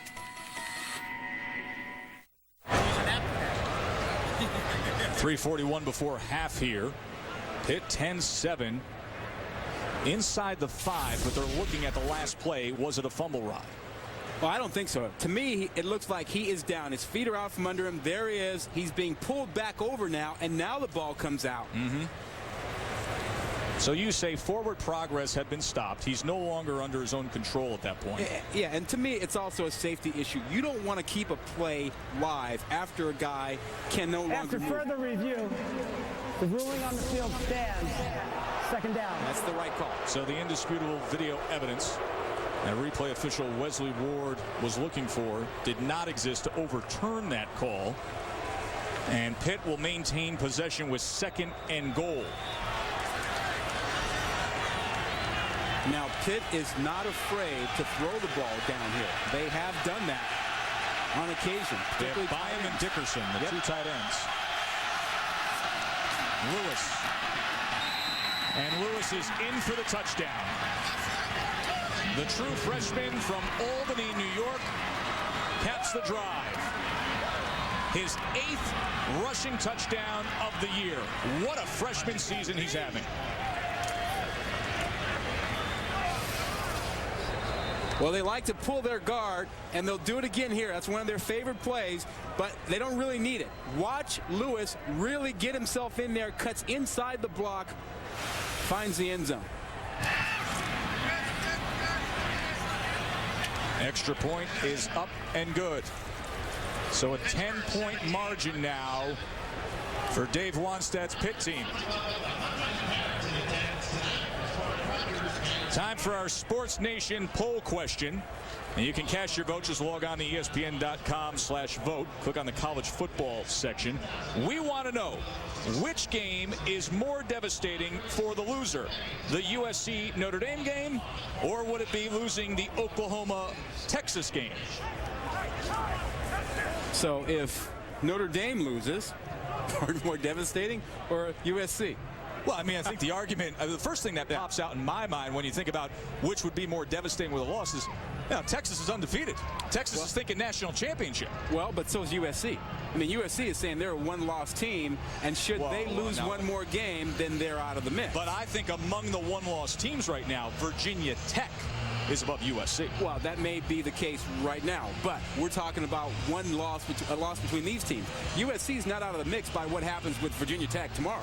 USC, if they win, they're still in the mix. I think it would be more devastating for Texas to lose that game tomorrow. Why? They'd have one loss, they can still win the conference. Could be. Yeah, they could be. Although USC would be losing. Wait, but remember last year, Oklahoma lost that game. And Oklahoma went to the national championship. Let's not get into decimal points. I'm just saying. Riggs kick. Return now by Tim Brown. So a change in special teams return men. Let's check in with Ryan Burns' studio. Ryan's got a look at what's coming up on the Olive Garden halftime report. All right, guys, coming up at the half, we will get you all set for the Red River rivalry, Oklahoma and Texas. We'll go down to Game Day, who is at the Cotton Bowl for a preview. In addition, Lou Holtz and Mark May join me. A little game of take your pick. Who do they like in the big game? What do you see what the coach thinks about the Irish against SC? Plus, we'll tell you how the Dodgers even their series with the Phillies in the NLCS. It's all coming up on the Olive Garden halftime report. Thanks, Ryan. 3:18 to go in the half here. Savage. Complete to his tight end, Shamar Graves. 16-yard reception for Graves. A little bit of a no-huddle, hurry-up offense now as you see the time of possession. Pitt has really controlled the football and the yardage tonight. And you got that running game with Lewis. Savage now looking over. Getting another signal from the backup quarterback, Dominic Natale, who started the season for Rutgers before that disaster against Cincinnati, forced Savage into action. And that ball was thrown long but complete to Tiny Tim Brown. It's going to be short of a first down. Change of pace by Rutgers with the hurry-up offense, no huddle. Although now they've gone back to the huddle. They keep switching things up. When they opened the ball game, they were really letting it all hang out. This was a much more aggressive Rutgers offense than we have seen so far this year. And now, once again, Mohamed Sanu. And they're going to get them here on the flag of motion. Full start. Offense. Number 10. 5-yard penalty. Second down. Well, there's Mohamed Sanu, and what's happening here on some of these formations is that he lines up in the I formation, kind of hidden behind Savage. Savage will split out, and it leaves him in a wildcat rod. Yeah, and he's excellent. I mean, he hasn't been in that position since he was a junior in high school. Didn't play much of his senior year because he wasn't eligible. He's too old. And he hasn't played quarterback here until tonight. They go to that formation again. Savage split all the way to the near side on 2nd and 6. Sanu thinking about passing here. Now to the ground. Tried to leap a defender. He gets the first down. Tried to jump right over Giovanni Chappelle. Well, he's incredibly athletic. You can see that. He's 6'2", 215. And when he gets a little space, he can make something happen. And so they're trying to find ways to get him the ball in space. And look at him here. Oh. Tried to jump right over Chappelle. Clock counting down here, coming up at 1:20.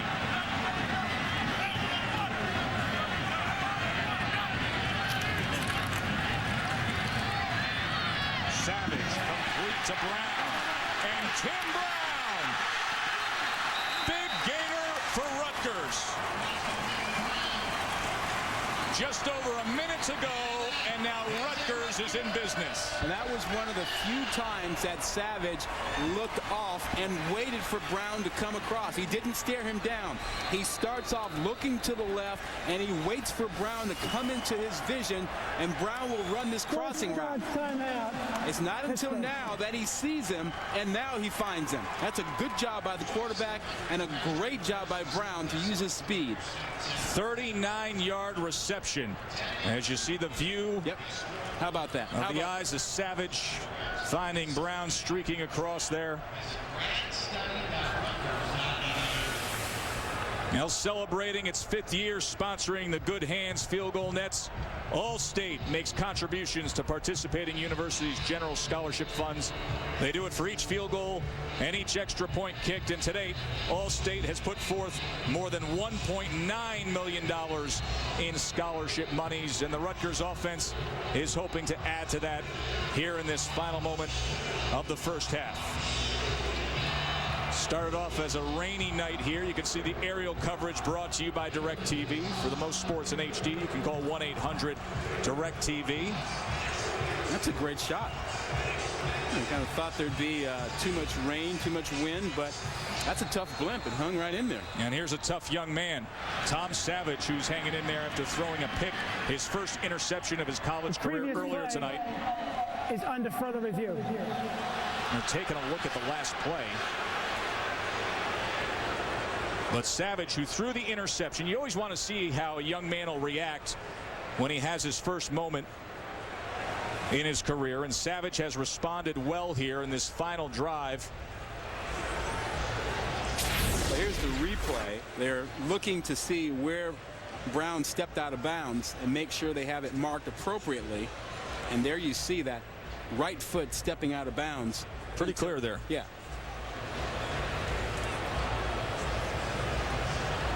So that's where it ought to be marked, where he steps right there with that right foot. That looks at about the 22 or 23 yard line. As DeSico was trying to hunt him down there. Yes, Tim Brown, now here's a young man that, you know, trying to replace Kenny Britt and Tyquan Underwood. Britt was the first rounder ever in Rutgers history. A couple of guys that went off to the NFL. And, you know, he was just a novelty kind of guy. Now he's trying to emerge as a playmaker, legitimate every down playmaker on this team. Yeah, he's the guy. You know, he's the playmaker. And that time he made a big play, but they're going to move this thing back, I believe, from about the 15-yard line to about the 22 where he stepped out.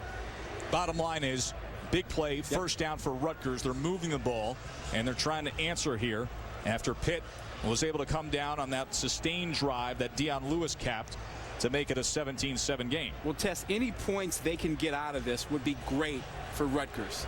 It would make it a one-possession game going into halftime when they really haven't done anything offensively since the opening drive. Dave Wanstead, his 5th season at Pitt.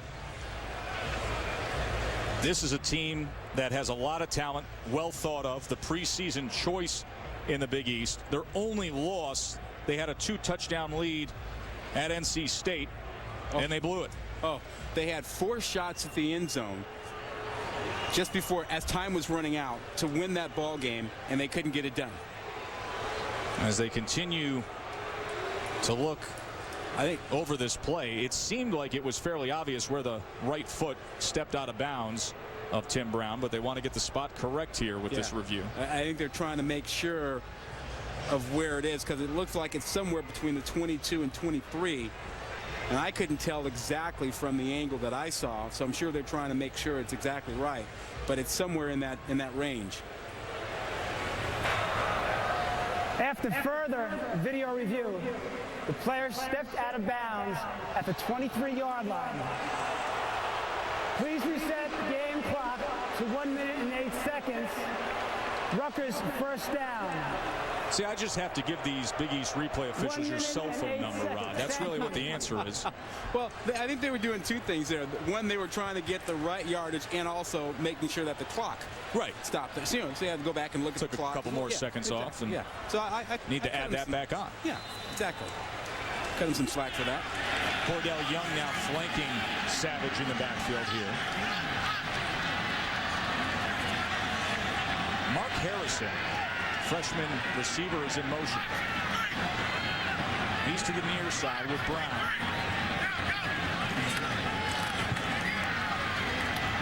And he gets it to his tight end, Graves. 1:03 now on the clock. And Rutgers moving the ball well here with the true freshman quarterback, Tom Savage.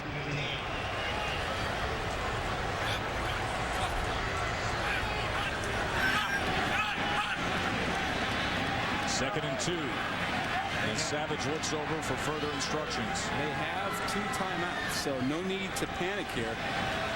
Only need a couple yards for first down. They can run the football. Pressure. Flag comes in, maybe a face mask. And that ball is thrown to no man's land. And a late flag comes in. This may go against Greg Romeus. We may have 2 penalties against Pitt here. Yep, late hit. And Romeus is a little frustrated because he's been double teamed. He's been cut. He's been hit.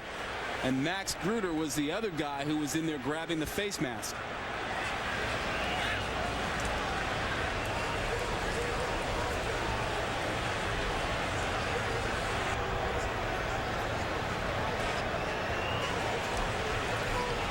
Schiano's waiting the good news.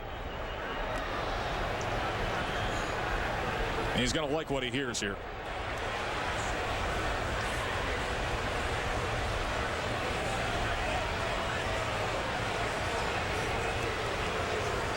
Dave Wanstead has had some moments of frustration tonight. There are 2 defensive fouls on the play. Face mask, defense number 55. That penalty will be declined. Roughing the passer, defense number 91. Helmet to conduct. First down. Greg Romeus is one of the best pass rushers in college football. Has 7 sacks on the year. But he went a little too far that time against the freshman. Yeah, well, Savage gets hit with the trifecta on this. Watch this replay. There's the face mask by Gruder. Then he gets hit by the flag from the official. And then he gets hit at the end by, was it Sheard? Or it was Romeus. Romeus who got the hit. He got hit by the flag also. I mean, come on.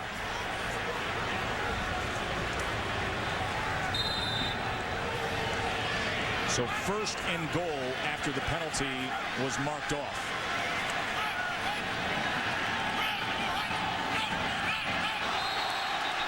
No, that's not going to help. Greg Williams, the linebacker from Pitt. Number 38, unabated to the quarterback. 5-yard penalty. First down. Now this drive now is turning into You may advance directly to go and cash in your $200. This is like Monopoly drive here for Rutgers. And what it wants that right on the board for his team, you know, discipline, protect the football. There's been no discipline by the defense on this drive. I mean, late hits, running off sides. This is what he said. Yeah. Be disciplined. Number 2 on the grease board in Dave Wannstedt's locker room tonight. No discipline the last 2 defensive plays. Martinick could not cut the corner against DeSico. That's a loss of 2. Rod, you said any points that Rutgers comes out with here would be a success. Do you feel that way now that they've knocked it inside the 5-yard line thanks to these penalties, or do they need to have the 7? I still think they need points, but they struggle down here. And you have to remember, you got a freshman quarterback, and you're playing against a pass rushing defense. You don't want turnovers, and you don't want to take a sack. You know you've got 3 points in your hip pocket. So whatever you throw it deep, throw it far away, throw it out of bounds. Play clock running down on Savage. 2nd and goal. Somehow stays up and throws it away over the head of Mohamed Sanu. And that's what I'm talking about. I mean, that's the danger. That's the danger. You almost get a sack. Max Gruder was in there. And then your quarterback tries to make a play until he realizes, my God, what am I doing? And he throws the football away. Good presence by Savage after this. Right now this is bad. He's thinking about trying to make a play. Then he finally realizes no and throws it away. So here's 3rd and goal.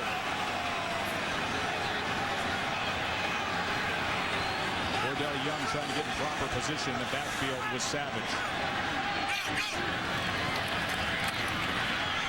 Gets it to Young, but Gruder was all over it. And you can hear the boo birds with the play calling and the decision making down at the goal line. Clock continues to run here. Well, but I'm not mad at Schiano. I mean, folks may boo, but listen, you got to get points. You got a gift. Undoubtedly. You got a gift to get down here. These Rutgers fans have to recognize not long ago Pitt was running the ball down their defense's throat and making this a 10-point margin. Just to come away with anything here before the half is a positive. Rutgers 0 for 5 on 3rd downs tonight. Second charge timeout. Rutgers. So Rutgers will take a timeout with 3 seconds to go in the half. Gives us an opportunity to remind you that the chase for the NASCAR Sprint Cup continues with the NASCAR Banking 500 at Lowe's Motor Speedway Saturday at 7 Eastern on ABC. Coverage begins with NASCAR Countdown. And there are 5 drivers within 121 points of Jimmy Johnson. They're all chasing him. 3 of them have Cup titles. Well, now wait a minute. Jeff Gordon. You're telling me that you've gone from earlier in the year where you're just picking names out of a hat for our NASCAR Sprint Cup Challenge to now you're doing full-on research, busting out stats on me and making choices here. Yeah. After you did it last week with Juan Pablo Montoya, I figured I had to go to work and I had to watch Jeff Gordon try to catch Jimmy Johnson last week. Didn't happen, so I'm doing my research. I'm done handicapping NASCAR. I'm going to stick to the Breeders' Cup in 3 weeks. Give me the other kind of horsepower and I'll handicap for you.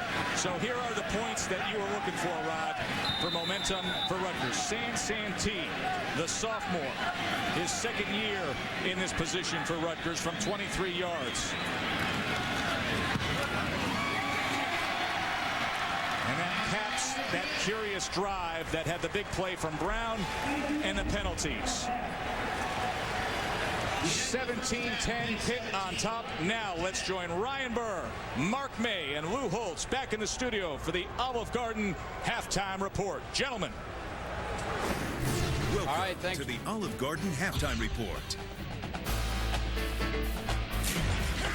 All right, Joe, thanks so much. I will be joined by Mark May and Lou Holtz in just a minute as we get you set for the Olive Garden halftime report. Watching a game between Big East teams right now. Last night it was a game of Big East teams, and it was the best quarterback in the Big East that left the game with an arm injury. Cincinnati's Tony Pike left because of this play Saw an orthopedist today, and Cincinnati has announced they will make a decision on Tony Pike whether he needs surgery or not this upcoming Monday. So stay tuned for the great quarterback Tony Pike. Still to come on the Olive Garden halftime report, we head to Dallas as the game day crew gets us ready for the huge game between Oklahoma and third-ranked Texas. Plus, Mayday and Dr. Lou, they differ on who will win Alabama and South Carolina. Stay tuned. It's a game of take your pick coming up next on the Olive Garden halftime report. ESPN Monday Night Football. Broncos Chargers at 8:30. We know you love college football, but wearing your helmet to work is distracting. Now there's a new way to show you're a real fan. Find out more at ESPN.com/Cheez-It. Do you bleed scarlet and gray? Burnt orange? You must be a real fan or need a doctor. Now there's a new way to show you're a real fan. Find out more at ESPN.com/Cheez-It. Other car insurance companies base their rates on credit scores. We don't. Just drive well, my friends. Just drive well. Cure Auto Insurance. Drive well. Unlike other insurance companies, we base our rates mainly on driving records, not credit scores, education, or anything else that's none of our business. Cure Auto Insurance. Drive well. Unlike other insurance companies, credit scores mean nothing to us. If you can handle the wheel, we've got a deal. Don't look at me. I didn't write that. Cure Auto Insurance. Drive well.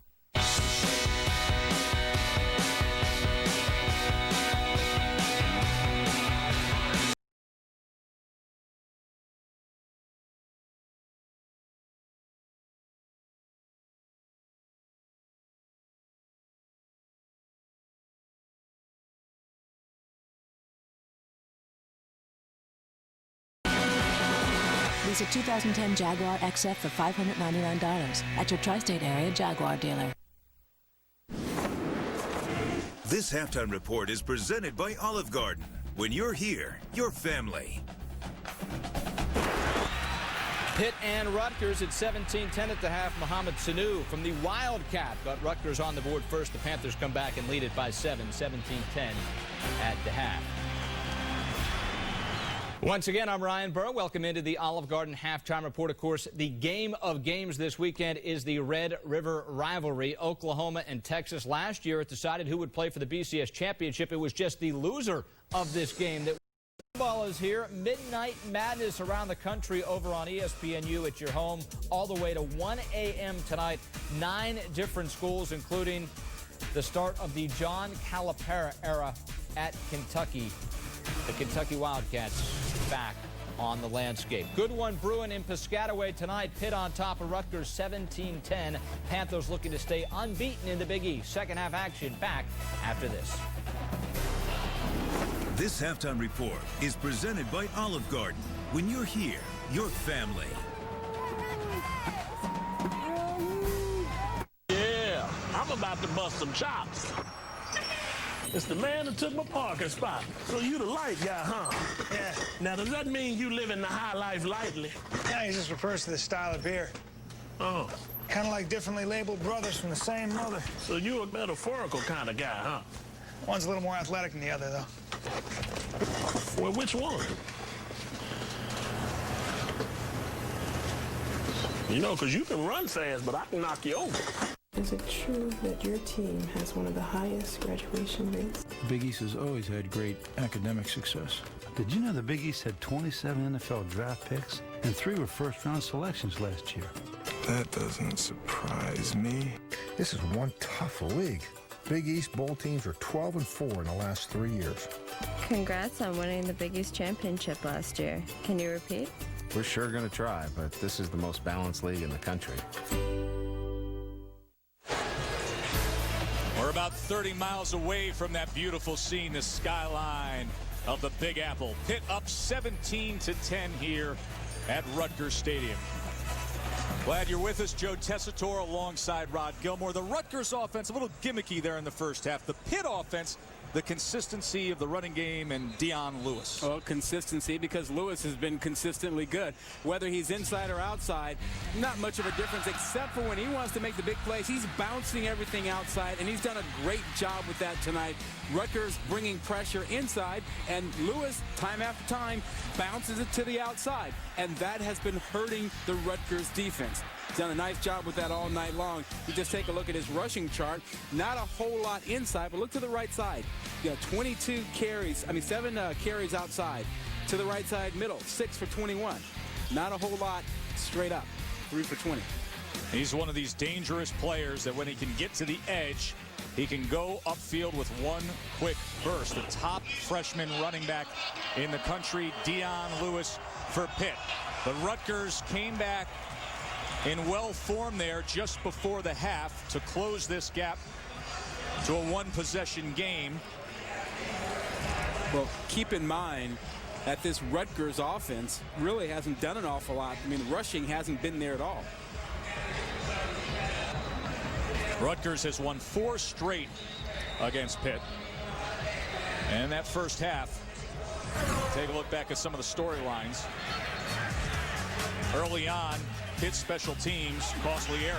Yeah, DeSico let that ball hit off his foot. That set up Rutgers early on, and they got 6 out of it as they went to their little wildcat formation, and Muhammad Sanu got an 11-yard touchdown run. Then Doran Dickerson, the tight end for Pitt, and Dion Lewis, the 2 touchdowns for the Panthers. And Tom Savage, the freshman quarterback for Rutgers, who's been in and out of the game because they've been going to the wildcat, threw his first pick of the year in that first half. Well, and he really kind of came to life that last drive before half when he completed a few passes. Other than that, kind of struggling with the intermediate passes, deep passes. Everything's been short. And on the other hand, Stahl started off great, completed his first 7 passes, and since then they really kind of turned the game over to Lewis and haven't thrown it as much. Bill Stahl get the opportunity to get out there first here in this second half. He's had a roller coaster career full of criticism at times, but this the best season he's put together, and we'll see what Tom Savage can offer up tonight. Here's Ray Graham. And the Jersey product playing for Pitt gets the ball out to the 27. Well, and Graham is staying on the field like he's going to get some run at the tailback spot and might give Lewis a little bit of a break there. And Frank Signetti told me earlier this week, he said, well, they really like Graham, and he wasn't around in the spring. He didn't leave high school early, and so they're just now starting to really find out as much about him as they found out about Lewis, who did leave high school early. Stahl to the fullback, Hynoski. 4-yard gain. You know, more and more high school guys are leaving early so they can make it to spring practice, skipping the prom, skipping everything in the spring. You graduate high school in December, you enroll for the January semester, you participate in spring football, and when you come in the summertime, you got a leg up. You're ready to contribute right away. Yeah, you know everything. 2nd and 6. Graham tried to cut back there, but there wasn't much. A host of Rutgers defenders were in. Included among them was George Johnson. Pitt is 5-1, Rutgers 4-1. This is a key Big East Conference game. Pitt with a chance to go to 3-0 in conference. Of course, Rutgers still trying to bounce back after being walloped in the opener, a conference opener, 47-15 opening weekend against Cincinnati. But since then, Greg Schiano has seen his team win 4 straight. But he acknowledged, hey, this is a step up tonight against a Pitt team that is extremely athletic and talented. 3rd and 4 for Stahl.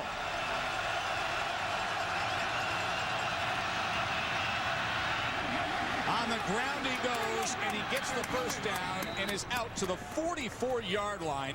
11 yards on the ground for Stahl. He's done that a couple times tonight, Rod, using his legs to get the first down yardage. He has just played very smart this season. Yeah, he's been the whipping boy for a lot of Pitt fans. You know, they can't seem to forget he struggled sometime last year and in the Sun Bowl. But tonight, as he has done most of the season, he's been efficient and made good plays, and he's helped Pitt on third down 7 of 10 times they've converted. Graham stays in as the feature back here. Play action. Overthrown. Could have been an opportunity for an interception. He was looking for Baldwin. And the ball was tipped, and it lingered there in the middle of the defensive backfield for a moment. Do not throw high or late over the middle. Bad things happen to quarterbacks and receivers when that happens. You have to get the ball down. Now watch Baldwin here. If he doesn't get a hand on this, this ball is picked. It's thrown high and behind him. Makes for a 2nd and 10.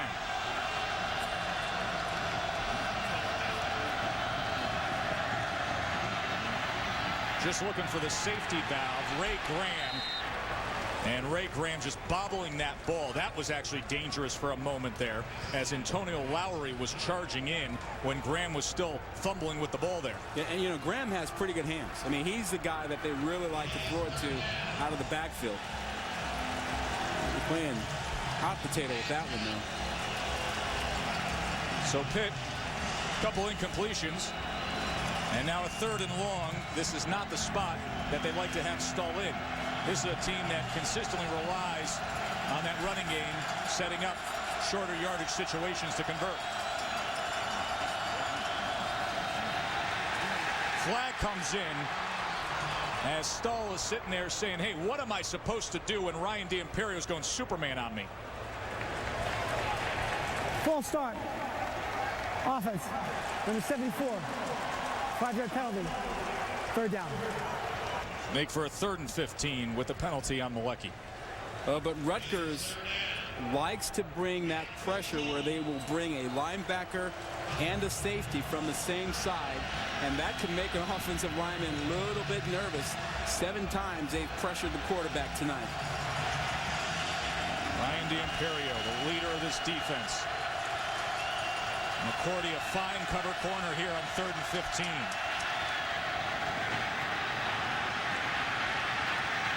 Graham trying to shake loose.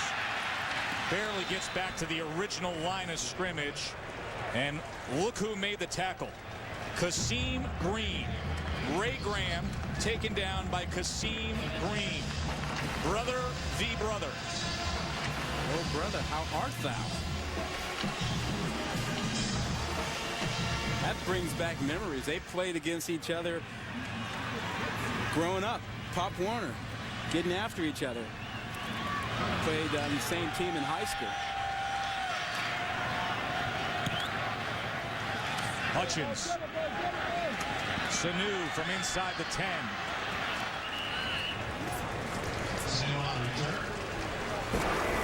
Dave Wanstead, the former offensive tackle, all fired up on the Pitt sideline. They're up a touchdown. When it's real, you know when it's real. When it's real, you know when it's real. You know it's real at Wendy's by how we make our hamburgers. Fresh, never frozen, North American beef. When it's real, you know when it's real. You know when it's real. If you want to know why your 3G coverage works so well on Verizon Wireless, there's a map for that. Or why you can watch videos at 3G speed almost anywhere, there's a map for that. And if you want to know why some people have spotty 3G coverage, there's a map for that too. Yep, with 5 times more 3G coverage than AT&T, there's lots of reasons to switch to Verizon Wireless. Come in now for great deals on 3G phones, like the Samsung Rogue for $99.99. Every 60 seconds, someone, somewhere, is making the switch to Tempur-Pedic. Now, it's your turn.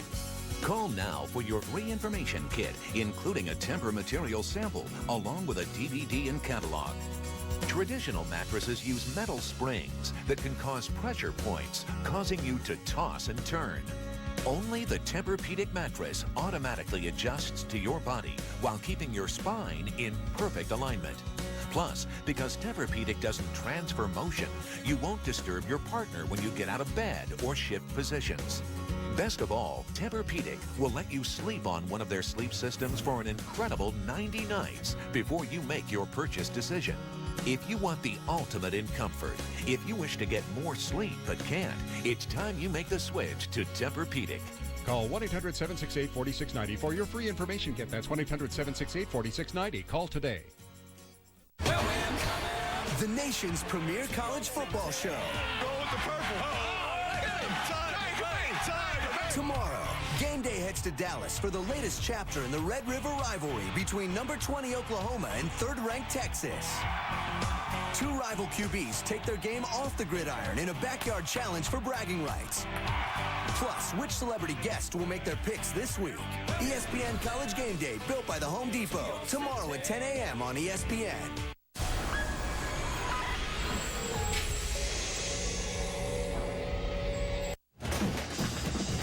Rutgers will get their first crack on offense here in the third quarter, trailing Pitt by 7. Aerial coverage brought to you by DirecTV. For the most sports in HD, call 1-800-DirecTV.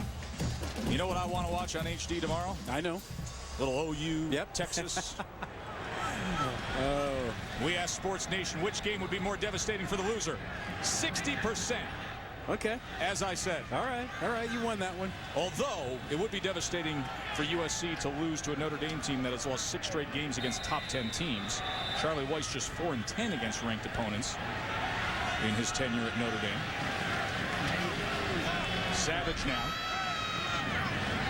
Back out there under center. And nowhere to go for Martinick. Well, as Gus Moustakis was all over that play. Well, Tess, that's been the story all night. They've had no running attack, which puts more pressure on Savage, the freshman quarterback. I mean, the only running game they've had is when Sanu has come into the Wildcat and run the football some. But they have no running attack tonight. The traditional running game with Savage under center and the backfield is non-existent. It has only been the Wildcat, and you can see with that what Sanu has been able to contribute. So 2nd and 13 now.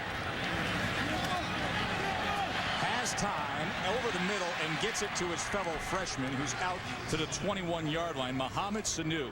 Well, this offense is reverting to the grinded offense that we saw on tape. They're throwing everything short because they want to protect the young quarterback. They can't really take a risk on him being hit and beat up. Remember, he had a concussion a couple of weeks ago. Takes a little bit of a hit there from Williams, but everything is short when they try and throw it. They haven't really aired it out since that first drive. 3rd and 5 for Savage. 4 receivers, 2 by 2, and Cordell Young, the speedy back in the backfield with him.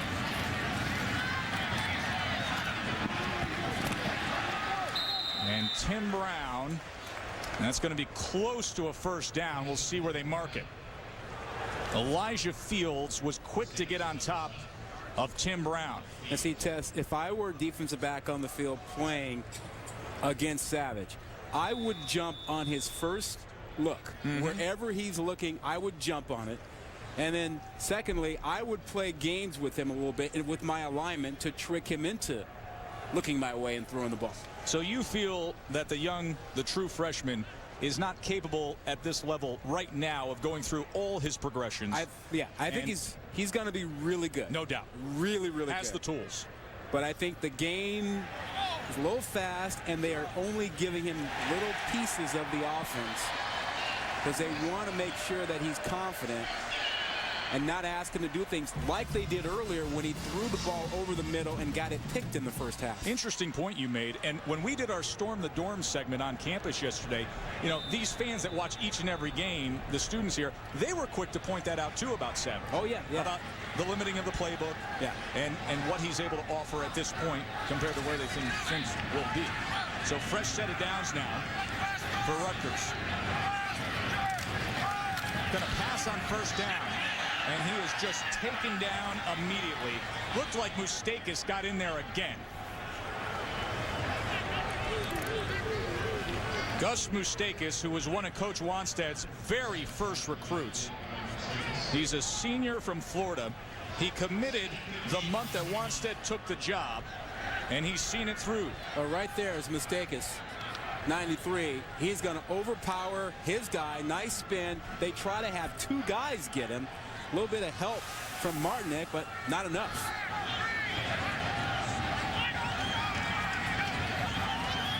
Second and 16. The screen to Young.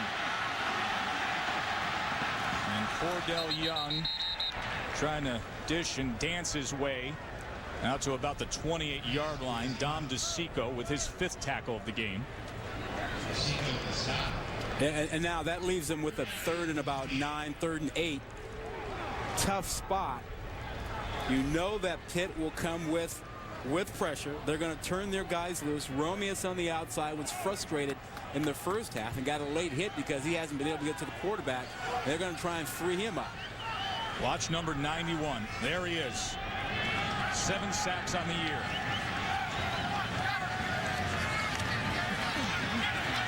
Savage over the middle, incomplete for a first down. Julian Hayes, a good reliable target right over the middle for Savage. 21-yard pickup for the Scarlet Knights. Well, Savage did a nice job of buying time. He had to hold onto the ball. He knew the pressure was coming, but he waited and waited until his receiver Hayes could come free in the middle. So he takes the shot. And watch Hayes work his way across the middle. Comes into view right there.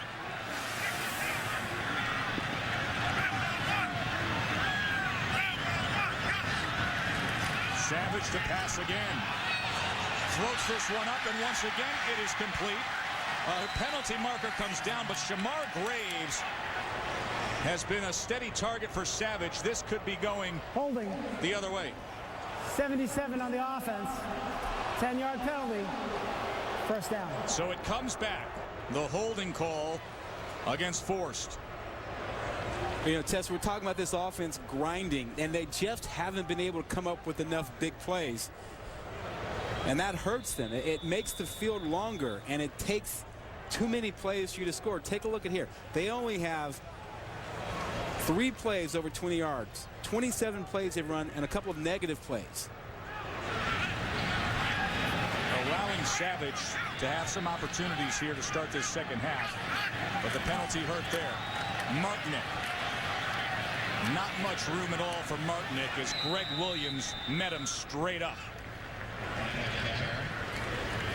Every team in the country looks for ways to get chunks of yardage. That makes your offense easier.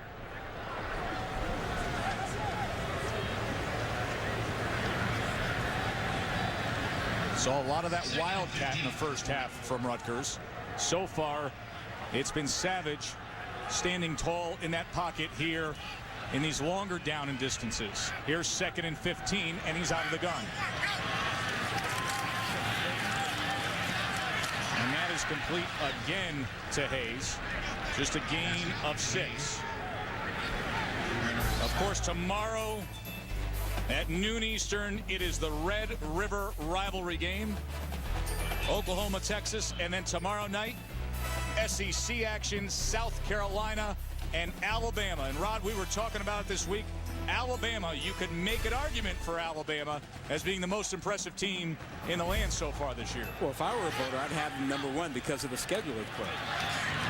The screen on 3rd and 8. And Brown tried to surge ahead for that first down. The mark may be just a little short.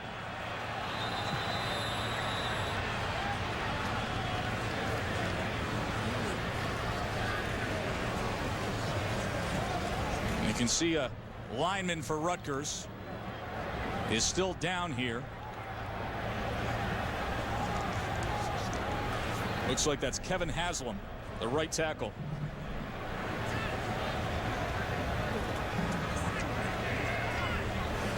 So Greg Schiano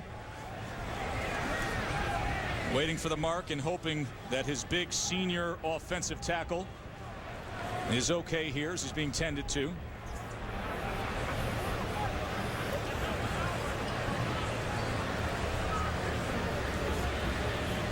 They're listing this as 4th and short here.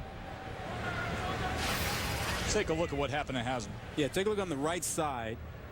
You see he tried to cut Sheard over there, and he looks like he took something in the upper portion of the body, maybe a knee or leg up around the shoulder or neck area.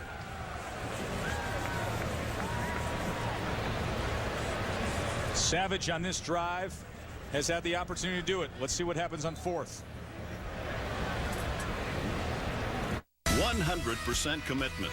It's drilled into every collegiate football player from day one. Doing that on and off the field separates the good from the great. The Lowe's Senior Class Award honors student athletes who have committed themselves on the field, in the community, and in the classroom. That's character worth recognizing. Vote for college football's most outstanding senior. Text football to 74567. Today's students are tomorrow's leaders. It's the Capital One Mascot Challenge. Welcome to Mascot Boot Camp, ladies. Here you're prepared for the Capital One Mascot Challenge. Outstanding! If you want to make Capital One National Mascot of the Year, you better step it up. Wipe those smiles off your faces. Go to CapitalOneBowl.com to vote for your favorite mascot and watch the Capital One Bowl to see who wins. Medic. What's in your wallet? What vehicle chases a light in day or night? It's the all-new zero-gravity laser from Airhogs. The first wall-clinging RC vehicle that's guided by a laser beam. Drive it on the wall, even upside down. Lights off and it becomes a glow-in-the-dark racer. Point the laser beam controller on any smooth surface and watch it track down the light with total precision. And with its 2-channel remote and dual-colored lasers, you can even race a friend in all kinds of different places. When you order the zero-gravity laser, you get the laser-guided wall racing vehicle, controller with built-in charger, and this glow-in-the-dark obstacle course so any space becomes a new adventure. All for 2 payments of $19.95 plus shipping and handling. On the wall or upside down with a laser-guided, gravity-defying vehicle. The zero-gravity laser. Point, shoot, go. Batteries not included. Here's how you can order. To order zero-gravity laser for 2 payments of $19.95 plus $12.99 shipping and handling, you can call 1-800-914-1129. That's 1-800-914-1129. You must be 18 or older to order.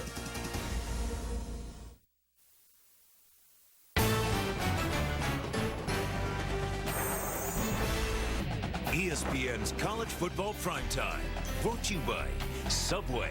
Watch this week's Subway Fresh Take video for a refreshing look at sports. Go to ESPN.com, search Fresh Take. Rod, the Thomas Edison papers, over 5 million pages of work, are being screen edited here at Rutgers. Of course, inventor of the light bulb, stock ticker, phonograph, as you can see these folks dancing to a old school 1890s phonograph. You see, this crew that we have here, just the academic pursuits, they can't fill their heads enough going out and investigating these things. That's good stuff. What, you had a mastodon earlier? Oh, no. You can't go for this. They are going for it on 4th and 1. No, you got to kick the ball here. Maybe they're just trying to bark them off sides. Looked like the Pitt team pointing at movement on the Rutgers side. Yeah. Full start. Offense, number 61. 5-yard penalty. Yeah, that makes a choice for you right there. Yeah, you can't go for it there. You know, here's my deal. You can't tell your team to play 4 quarters and then coach the game like it's going to end in the 3rd. Exactly. And we don't know that was necessarily the case for Schiano. Maybe he was just going for the... I'm stating that as a general principle. As a general principle, I agree with you there. I have no problem with you trying to fake it, but you can't go for it there. You've got to play this game. It's a one-possession game. So Delagana on to punt. Aaron Smith calls for the fair catch. And he secures it at about the 23. Red River rivalry game. Number 20 Oklahoma, number 3 Texas. And we're going to promote a little EA Sports style Sam Bradford. He hopes to do that tomorrow. How about DeMarco Murray, Rod, with a touchdown run? Go Murray. Yeah, but you know this guy's going to be in play. Colt McCoy. He can do it with his legs. He did it a lot last year. And Jordan Shipley, hey, wait until you see my Heisman selections for this week, because I'm going to drop your jaw with who's on that list. Oh. That's tomorrow, ABC, noon Eastern, Oklahoma, Texas. Dion Lewis, Flag comes in, possible face mask there.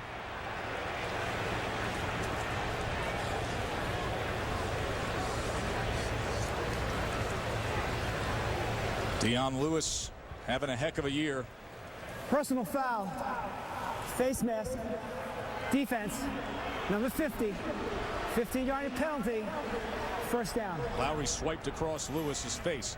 Big 12 South, and this is why you say it's obviously it's a critical game every year, but Oklahoma, the losses have come non-conference. And Oklahoma State, as far as I'm concerned, is like last year's Texas Tech, particularly if they get Des Bryant back. And so it's hard to say how that thing's going to play out. Even after tomorrow, Texas, Oklahoma State is still a factor. Tomorrow at noon on ABC. Great day of action all day tomorrow. Lewis again. And here he goes. Dion Lewis, watch out. Touchdown Pitt. 58 yards from the freshman.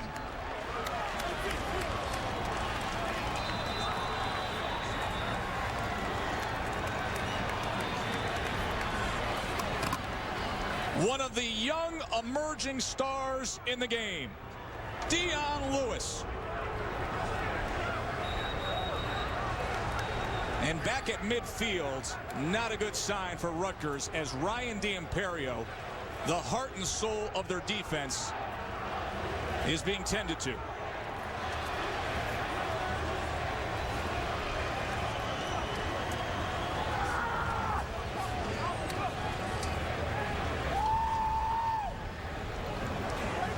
If you're a Pitt fan, to think what the coming years will offer with Dion Lewis, he is on pace to match some of the statistical records of the greats that have played at Pitt early on in their career. Guys like Dorsett and LaShawn McCoy and Ironhead Hayward. I tell you, he's special. He is something. We talked earlier about how he was making things happen by bouncing to the outside, and he's doing that. And look at that company he's keeping. LaShawn McCoy, Tony Dorsett, Larry Fitzgerald. Wow. I think people generally forget about all the stars that were produced at Pitt. Rod, he has 10 touchdowns at this point of the season, and his touchdowns come in spectacular form. He had an 85-yarder earlier this year. At least something. 18 carries tonight, 125 yards.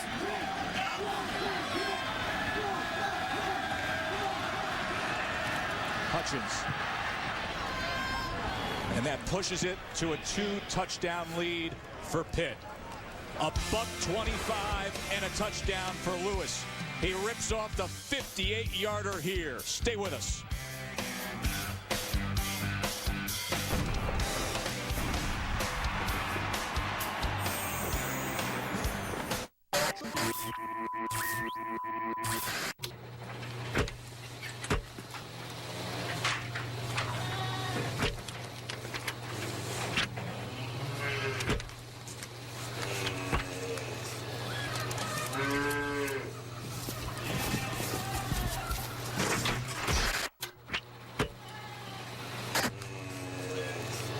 The Chick-fil-A Chicken Sandwich, the original way to eat more chicken.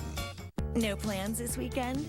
You could be flirting Friday, Saturday, and Sunday during the Chemistry.com free weekend. It's your chance to connect with the person you're made to have chemistry with, free. Visit Chemistry.com. We are building a website by ourselves. There's an easier way. Create your own business site with Intuit websites. Just choose a style, then customize, publish, and get found. Sweet. Get a 30-day free trial at Intuit.com. I'm Vanessa Santos, and these are my lungs. The lungs that let out their first scream 2 weeks premature. The lungs that blew out my birthday candles more times than I'll ever admit. And the lungs that gasped when a spot on my x-ray turned out to be cancer. But they're also the lungs I put in the hands of the oncologists at North Shore LIJ. And today, they're the lungs that take a sigh of relief when I think about how close I came to dying.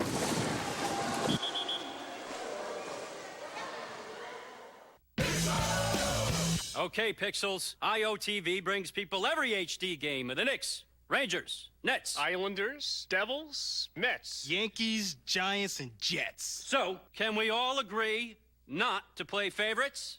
I suppose. Sure. I guess so. Great. Let's shake on it. All right, let's do it. Yes! No one delivers more New York sports in HD. IOTV brings you an extraordinary HD experience free. Buffalo Wild Wings presents the top 30 plays of the last 30 years. Number 22. In his first collegiate game, Georgia freshman Herschel Walker ran through Tennessee's Bill Bates for his first career touchdown. Walker eventually finished third in the Heisman voting and led the undefeated Bulldogs to a national championship. Driving and running with those big thighs. My God, a freshman. Follow the top 30 countdown all season long. Brought to you by Buffalo Wild Wings. 24-10 game. You saw Herschel Walker there, finished third in the Heisman voting as a freshman. Play number 21 will be revealed tomorrow at 3:30 Eastern. And speaking of freshmen, and you heard the old call there of he's only a freshman, Dion Lewis. This is the best freshman runner in the country, and he just broke one off from 58. How big do you really think he is? Well, we had a nice conversation with him a couple weeks ago after he shredded the Louisville defense. I was thinking about they list him at 5'8". No, I'll take the under on 5'8". Yeah. He is a real likable kid, and he is an emerging star in the Big East. Devin McCourty. Here's some pure speed of McCourty, the starting cornerback, and finally corralled. So, Tess, let's go back. A couple things to watch here. First of all, let's watch the great block by the fullback, Henry Hynoski. He's going to get on the linebacker out there, Munoz. And then the second thing to watch is the great move, as you will see it right about here, as we're going to watch this safety try to get into the play, but the great bounce to the outside by Lewis blows up the angle that Zaire Kitchen, number 29, tried to take to make the play. And that little jump step to the outside blew the angle. Nice touchdown run.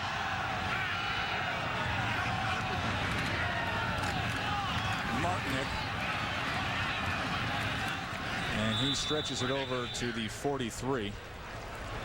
So let's look at the national rushing scene and give you some perspective as to where Dion Lewis sits. Talk about him being number 5. Look at these guys. Darius Marshall at 731, 737. Hardly anybody talks about what he's been doing at Marshall. Ryan Matthews, we saw him against Boise State. Trick play, Martinick to pass. And the pressure got to him. He threw it short. He was looking for Sanu. But Dion Lewis, to get back to that point, this is the nation's leading rusher. Yeah. A true freshman from a small prep school, Albany Academy in upstate New York, who was grossly under-recruited, went to prep school 1 year down here in New Jersey, had an offer from Tulane in Miami of Ohio. Dave Wanstead says, come here, come early, participate, we'll give you the rock. Here's one of the stories of the year right here. Well, and keep in mind that he was interested in Rutgers, but Rutgers was not interested in him. Now, Rutgers had themselves a fine recruit in DeAntoine Williams, who they gave their scholarship to as a freshman running back. And that is complete, freshman to freshman again, as Mohamed Sanu hauls in the 21-yarder. A lot of young talent in this game when you think about Savage starting at quarterback and Lewis on the other side of the field and Mohamed Sanu, who just caught that pass, and we've seen him as the Wildcat quarterback. This Rutgers team is young. I think they only have a dozen seniors or so that they will lose after this season. Very young team. Rod, this drive right here, would you say it is critical to get points and respond once it was pushed to 14? Absolutely.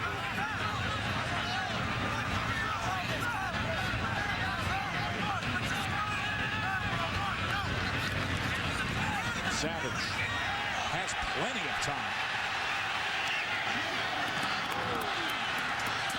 And that ball was tipped by Greg Romeus. Glad you're with us here in our College Football Friday primetime game at Rutgers Stadium. Pitt 2-0 in Big East play. Rutgers has won 4 straight, and they've won 4 straight over Pitt. Dave Wanstead has never defeated Greg Schiano in his college series. The story has been the running game of Pitt. Pitt has 163 yards of rushing to Rutgers 33.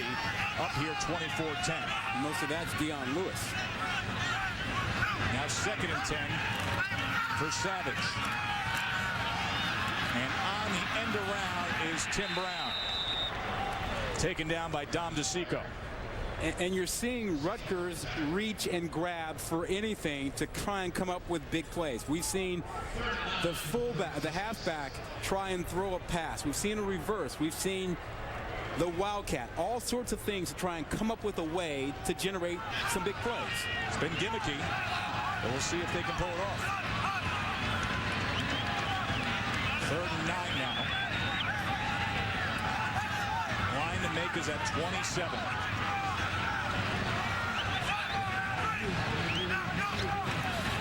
Romeus hard charging at Savage. Over the middle, and that was well defended on the play. As 2 Pitt defenders got in there, Max Gruder, I believe, defended that pass. And that's a dangerous area for the quarterback as you take a look at the game summary. How about Lewis? 125 yards in the ground, 2 touchdowns, and Rutgers just no running game whatsoever tonight. Nada. Greg Schiano sends out San Santee. This a 53-yarder.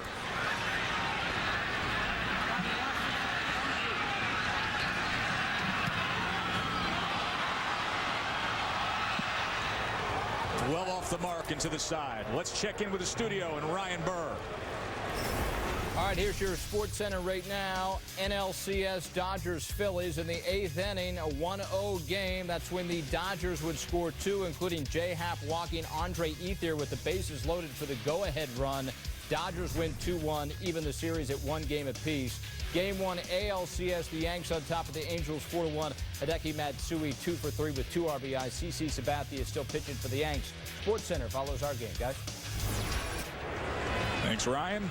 The Pitt offense back to work. Let's see if they give a heavy dose of Dion Lewis to this Rutgers defense again. Hynoski out of the backfield.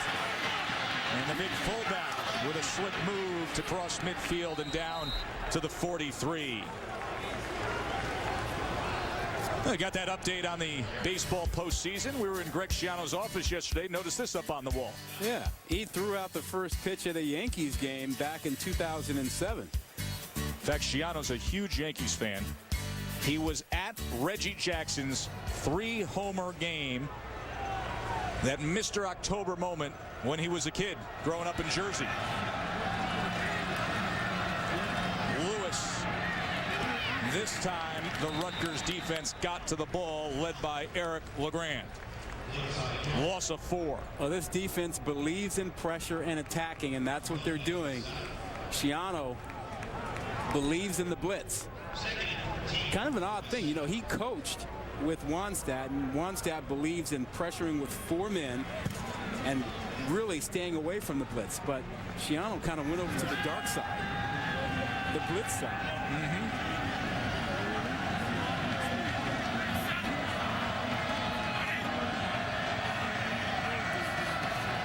Stall on 2nd and 14. Tried to lead Baldwin, but unable to connect.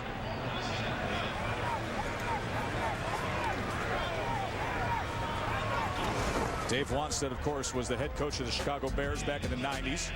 And Greg Schiano, there he is. Bottom left. Yeah. He's all right there. Defensive assistant, 96 and 97. Backfield coach in 98. What did he told us yesterday? He said, you know, I've been in those meetings with Wannstedt. I know his philosophy. I know what he thinks. I know what he's planning to do and what he believes in. Knows it so well that he's beat him every time he's faced him as a college coach. But tonight may be a different story. Unless that Rutgers defense can step up like that. Kasim Green, the brother of the backup running back on Pitt, taking down Bill Stull. And this defense needs to rise up. Rutgers looking for a spark here late in the 3rd.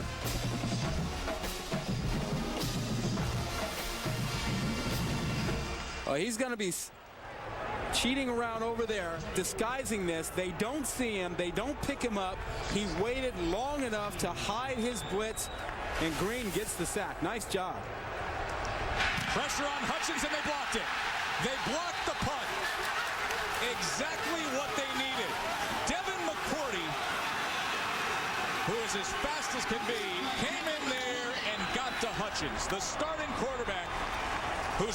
Jason is a starter in the NFL with the Tennessee Titans. He got after Hutchins in a hurry. Well, they're identical twins, and he actually played with him last season. Here, they were both starting corners, but he just comes from the right side with great speed. Look at him just jet in there. He almost caught that thing right off the foot. He could have picked it up and ran with it. Look at that. He doesn't have to lay out for it. Chop wood, baby. Just keep chopping. You know the motto of Coach Schiano. Well, it's time to get out the axe here. Critical position. Savage pressured, and he goes down. Mick Williams, the second man after him, finally got him.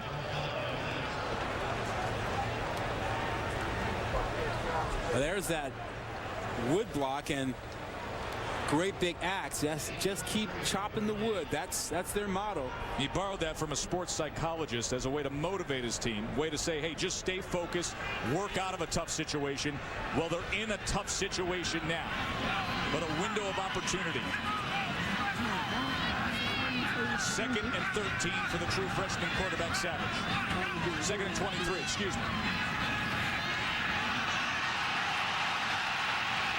And he just throws it away as he took a lot of time. He's down. And he is going to be slow to get up.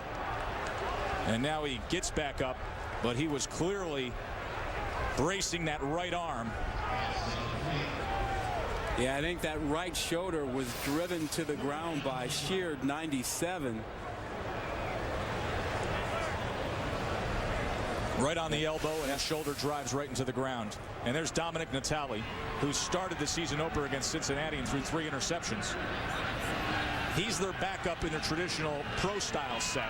They've gone to the Wildcat a few times with a few different options tonight. 3rd and 23. This is blown dead. Motion on the right tackle. Delay game. Offense. 5-yard penalty. They give him the delay of game. The chase for the NASCAR Sprint Cup will continue. The NASCAR Banking 500 at Lowe's Motor Speedway. Saturday at 7 Eastern on ABC, and coverage begins with NASCAR Countdown. You know who's on the pole? My guy. I know you know. Jimmy Johnson. Savage. Stretching out. Unable to hold on was Tim Brown. Boy, they almost hit the jackpot there on 3rd and 28. Well, he gets a free release, which is a surprise here. They just let him run down the field. Nobody takes a shot at him. There's a half-hearted attempt there by Holly to slow him up, but he gets into the middle of the field. And Tess, I've talked to you about pass defense all year long. Middle of the field, you got to protect that. You can't let people in the middle of the field. Rod, the block punt, and they end up going backwards once they get the ball. Yep. That was a golden opportunity just wasted by Rutgers. Delagana's punt. Smith just secures it at about the 12. If you live in Chicago, Boston, or DFW, then we got the latest place for you to go to find out about the teams you care about most. ESPNChicago.com, ESPNBoston.com, and ESPNDallas.com. Get all your local sports. You know, if there were a contest tonight between those three, I think Dallas is going to win because of the Red River rivalry tomorrow. If you want to be anywhere in college football tomorrow, it is down at the Cotton Bowl. Noon tomorrow on ABC. OU and the Horns. Dion Lewis just adding to his night another 6 yards. So we've come to the end here of the 3rd quarter. When we come back, hey, we're going to be picking out guys like Dion Lewis, guys that are busted out for $127 and 2 touchdowns. Rod and I will have our Friday night college fantasy picks of the weekend. Stay for that.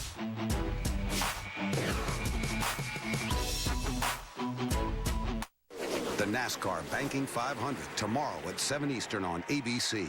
I'm the wing king from Buffalo, man. These guys didn't know they were eating Wing Street wings from Pizza Hut. That actually is an award winner. It's so good. It has a nice crunch to it. I can easily pound 50. I got a little secret to tell you. These wings are all Wing Street wings from Pizza Hut. Introducing Wing Street Wings from Pizza Hut. Now you can have a real wing night at home with 8 intense flavors from buffalo burning hot to honey barbecue. They rock. Pizza Hut, America's favorite for pizza, pasta, and wings. Now order on your iPhone. What if the barriers we always thought were there suddenly weren't? Introducing a TV designed to set your viewing experience free.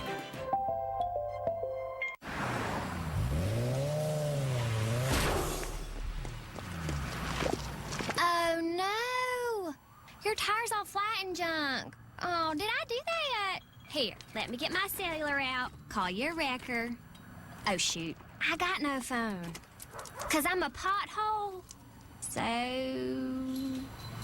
Okay, bye! Accidents are bad. But Geico's good with emergency road service. Enterprise, hi, I'm at the repair shop. I need to rent a car. Enterprise will arrange to pick you up, This is great. drive you to our place, and get you on your way. Pick Enterprise. We'll pick you up. I may be in my pajamas right now, but I'm not going to bed. I'm going to college online to get a degree. Education Connection will connect you to the right online college for free. And log on now, and Education Connection will send you their free success kit stuffed with information on online schools, scholarships, even degrees that take the least amount of time. This is a $100 value, and it's yours free. Log on now to 12educationmatching.com. That's 12educationmatching.com. If you have credit card debt, please listen. A program has been introduced that could reduce your debt, decrease the amount you owe, and allow you to make only one low payment each month. You may qualify for an assistance program that can have you debt-free without filing bankruptcy or going through credit counseling. It's confidential and just takes a few minutes to see if you qualify. Call for a free consultation. Get relief and become debt-free. Call 1-800-605-3228. That's 1-800-605-3228. The Broncos and Chargers on Monday night means one thing, Jones. High voltage. In a pivotal division matchup, the undefeated Broncos clash with the rival Chargers. ESPN Monday Night Football. Broncos-Chargers at 8:30. Tonight on SportsCenter, you tell us which top 6 team will taste defeat Saturday. Angels, Yankees, post-game news conferences, highlights, and analysis, plus how the Pen erased the stellar Pedro performance. That's after the game.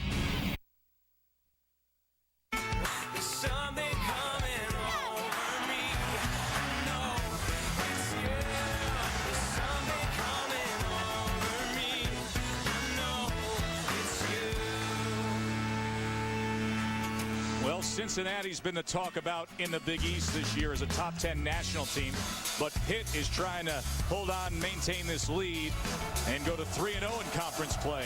Up 14 here to start the fourth. Deion Lewis stacked up. Time for our College Fantasy Football Challenge. One of our ways getting you set for the Saturday of college football and beyond. Let's give you the results from last week. We got to pick a quarterback, running back, and receiver, and we can only use the same guy once. You cannot pick a guy from the same conference. You beat me last week, Rod. That's about the 3rd week in a row. You had a huge lead over me, and I think I'm coming on pretty strong here. I need a little credit for Ricky Dobbs. I went with a running quarterback. He had 4 rushing touchdowns for Navy. No doubt. How about Jordan Shipley for me? He was huge. Great call. I'd like to pick him every week.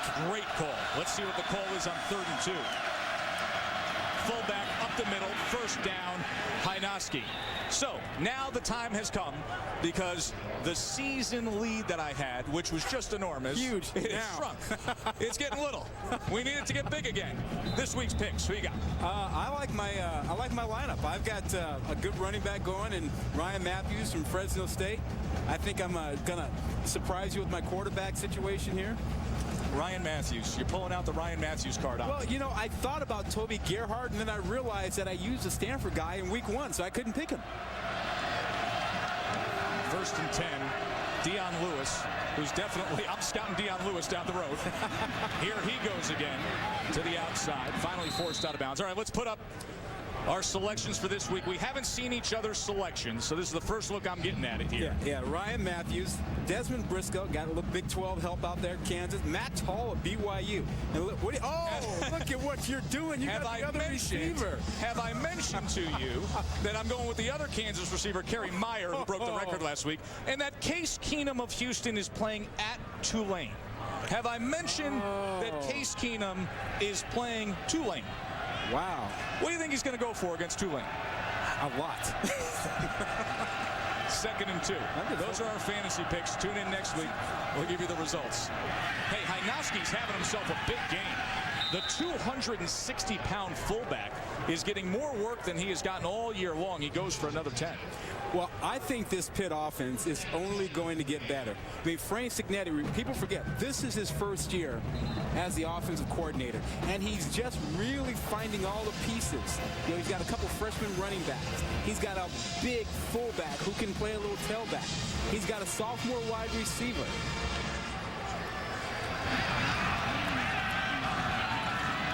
Frank Cignetti, the Pitt offensive coordinator, replacing Matt Kavanaugh.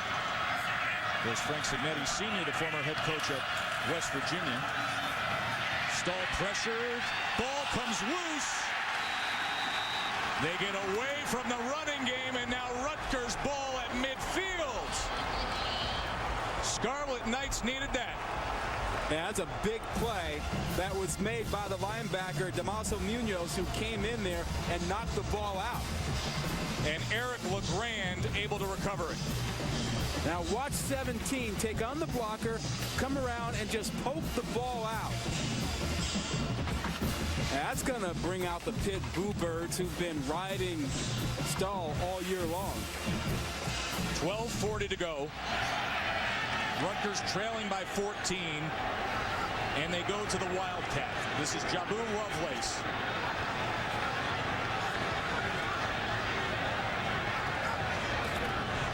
Inside handoff, Martinet. And he is taken down at about the 44-yard line. So the clock continues to run here as Rutgers tries to close this to a one-possession game. You know, Dave Wannstedt told us earlier in the week that he didn't know what he was going to get offensively out of Rutgers because he thought they had been pretty vanilla for the last month. Well, now he knows. Got a little Wildcat. Little run gun. Lovelace keeps it himself this time. And he's going to be taken down at the 41, just a gain of 3. Adam Gunn wrapped him up.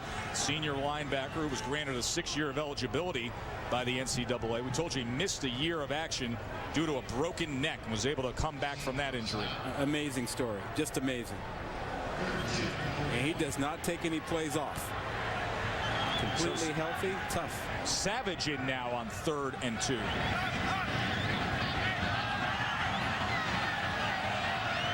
This is 2-down territory. I think you can run the ball here, and if you don't get it, you can come back on 4th down. They pick it up with Brown. So the drive stays alive. The 7-yard reception by Tim Brown. Adam Gunn, of course, Scott McKillop, All-American last year, and Gunn now trying to be the man in that defense. Well, he ran into McCullough on the field when he broke his neck. That was what caused it. And then this season he had an ankle injury early on, missed some time, but he's been healthy for a few weeks. Lovelace to pass now, and he looked over the middle for D.C. Jefferson. So one quarterback throwing to a guy who was a quarterback. Jefferson moved over to tight end. But the last thing that the Pitt defense probably expected was Lovelace throwing the ball after what they've seen all night from that set. But they'll take that. They're okay with Lovelace throwing the ball. He's not the regular quarterback.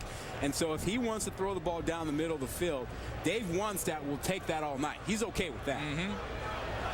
Lovelace was the backup to Mike Teal for 3 years. Of course, Teal, 6th-round pick of the Seahawks, who threw for 25 touchdowns. And this ball is complete. And that goes to the tight end, Shamar Graves, for 6 yards. You notice how many outs they've thrown. That's a nice view for the freshman quarterback. Savage can stand tall, see out there, see what's coming at him, and throw that ball out there with his big, strong arm. 3rd and 3 for Savage.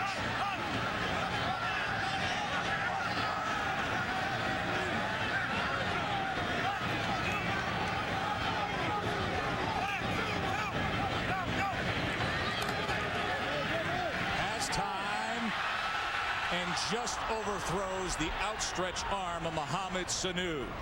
Giovanni Chappelle with coverage, and that'll make for a 4th down and 3 now. Here's the deal. When you get single coverage in a blitz situation, you have to beat it. You have to make the defense pay for blitzing it. And they don't. Timing's just off. They can't convert it. Now 4th down. You got to go. You got to go get this 2-possession game. You got to go after it. Right call. Comes down to this to keep the drive alive. Crossing routes and screen passes have worked for them in these short Pittsburgh is going to take a timeout. It'll be 4th and 3 when we return. Stay with us for that. I'm a star when you... Introducing Arby's new $5.01 combos. 5 delicious sandwiches with curly fries and a drink. World famous roast beef. Slow oven roasted and freshly sliced on sandwiches like our classic French dip and Swiss. Arby's new $5.01 combos. Worth every penny. Here's Tiger Woods doing what he does best, setting up, preparing. He does it better than anyone else. Makes all the difference, Jim. Wait, I think he's ready. Once again, excellent choice. We've come to expect nothing less. He can see us. Prepare your skin with Gillette's new line of hydrating body wash. It has 3 times more hydrators that lock in moisture and help eliminate dry skin. Is that going to be cash or credit? Check. We only take little checks. Oh, I can't get over the pain of losing you. Oh, I've tried all the things that I can do. I want you. Just tell me you miss me, baby. Your Windows stuff goes where you go. New Windows Phone at Verizon. This is John Park's restricted calling circle. He's saying toodaloo and switching to Sprint with any mobile, anytime. Now on the Sprint network, he can call any mobile phone on any network anytime he wants without worrying about the meter running. So he's decided to call every mobile phone in the country. He'll finish just after his 93rd birthday. Welcome to the Now Network. Get unlimited calling to every mobile phone nationwide when you switch to any mobile, anytime. Only from Sprint, the Now Network. Me again. Okay, now this is the last time, am I right? Thanks. We don't deliver anything like this as crispy flatbread. Introducing the taste that's never been delivered. DiGiorno Crispy Flatbread Pizza. It's not delivery, it's DiGiorno. Score delivery pizza. Ouch! Minus the delivery price. For fresh delivery taste without the delivery price, it's DiGiorno. Introducing Arby's new $5.01 combos. 5 delicious sandwiches with curly fries and a drink. World famous roast beef. Slow oven roasted and freshly sliced on sandwiches like our classic French dip and Swiss. Arby's new $5.01 combos. Worth every penny. Back here at Rutgers Stadium, a 4th down and 3. As Pitt leads 24-10, Rutgers looking for an answer. Aerial coverage brought to you by DirecTV. For the most sports in HD, call 1-800-DirecTV.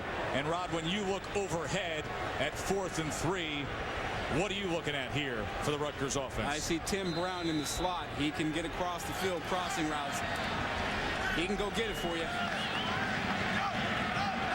Savage out of the gun. Cordell Young is with the true freshman in the backfield. 4 receivers, 2 by 2 on 4th and 3.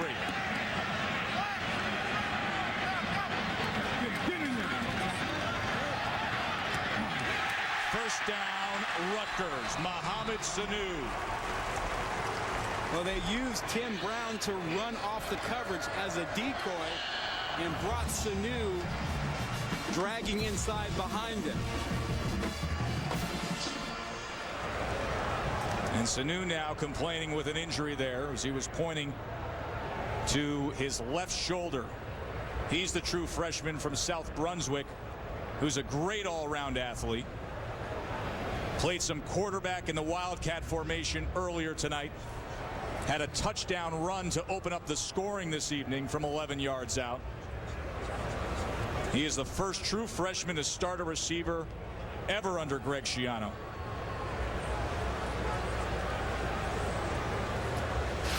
Hey, Tess, let's take a look at this. Now, that's Brown. He runs off the coverage.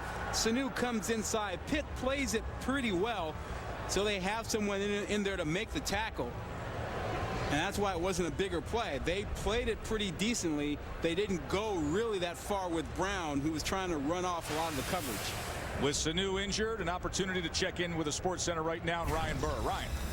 All right, thanks so much. Just getting you caught up to date on the nationwide race in Charlotte. Kyle Busch came in as the points leader, and he will tack on to that lead as Kyle Busch takes the checkered flag. Once again, tomorrow night, our coverage starts at 7 p.m. on ABC as the sprint for the NASCAR chase continues over on ABC from Charlotte. Jimmy Johnson on the pole, guys. NASCAR just part of the big day tomorrow as you see Sanu jogging off. You got Texas OU at noon. You got Bama, South Carolina, Virginia Tech, and Georgia Tech. This is a big weekend of college football. And Rod, I think a weekend, we'll talk about the Heisman race a little later on, but I think a weekend that both with the Heisman opportunities and the ability for some teams to jump forward could change and define the scope of this season. You'll be getting text messages from me tomorrow. Undoubtedly. 1st and 10 for Savage. Pass time to the end zone. Did he hold on? Touchdown, Tim Brown. And Rutgers is right back in this game.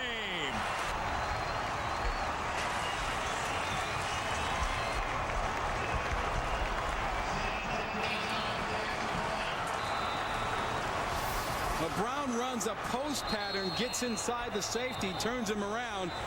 Nice job. He beats Holly, who is playing that spot for Elijah Fields. Got inside of him and had plenty of time to make the catch. Almost didn't hang on to it. Able to get that ball against that right leg. Yes, yeah, I think he managed to get his body underneath the ball so that it never touched the ground. He didn't catch it cleanly, but before the ball could hit the ground, he got his body underneath it and kept it from hitting the ground. So I think this is going to be a touchdown. Now watch here. He will not catch it cleanly, but his body gets down underneath the ball. Ball does not touch the ground there. See his arm underneath and his body underneath. Ruling on the field is confirmed. Player maintained the catch, possession of the ball. The result of the play, touchdown. You have to have indisputable video evidence to overturn that. That was not the case. You could see the ball secured against the leg. In fact, what they found was they confirmed what was called on the field. They saw evidence that he had the ball, had possession, and it did not hit the ground. Santee now to try to close the gap to 7. And he does so.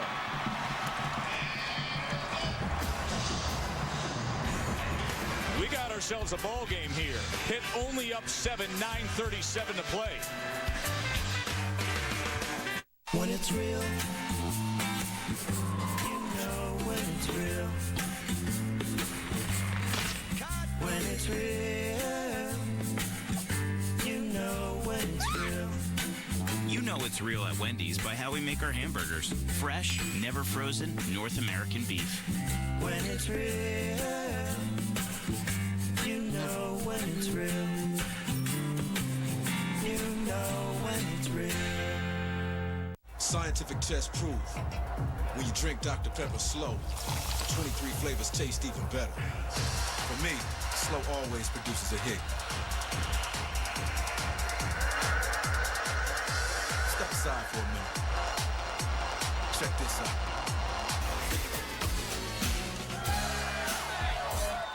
Slower is better. Trust me. I'm a doctor.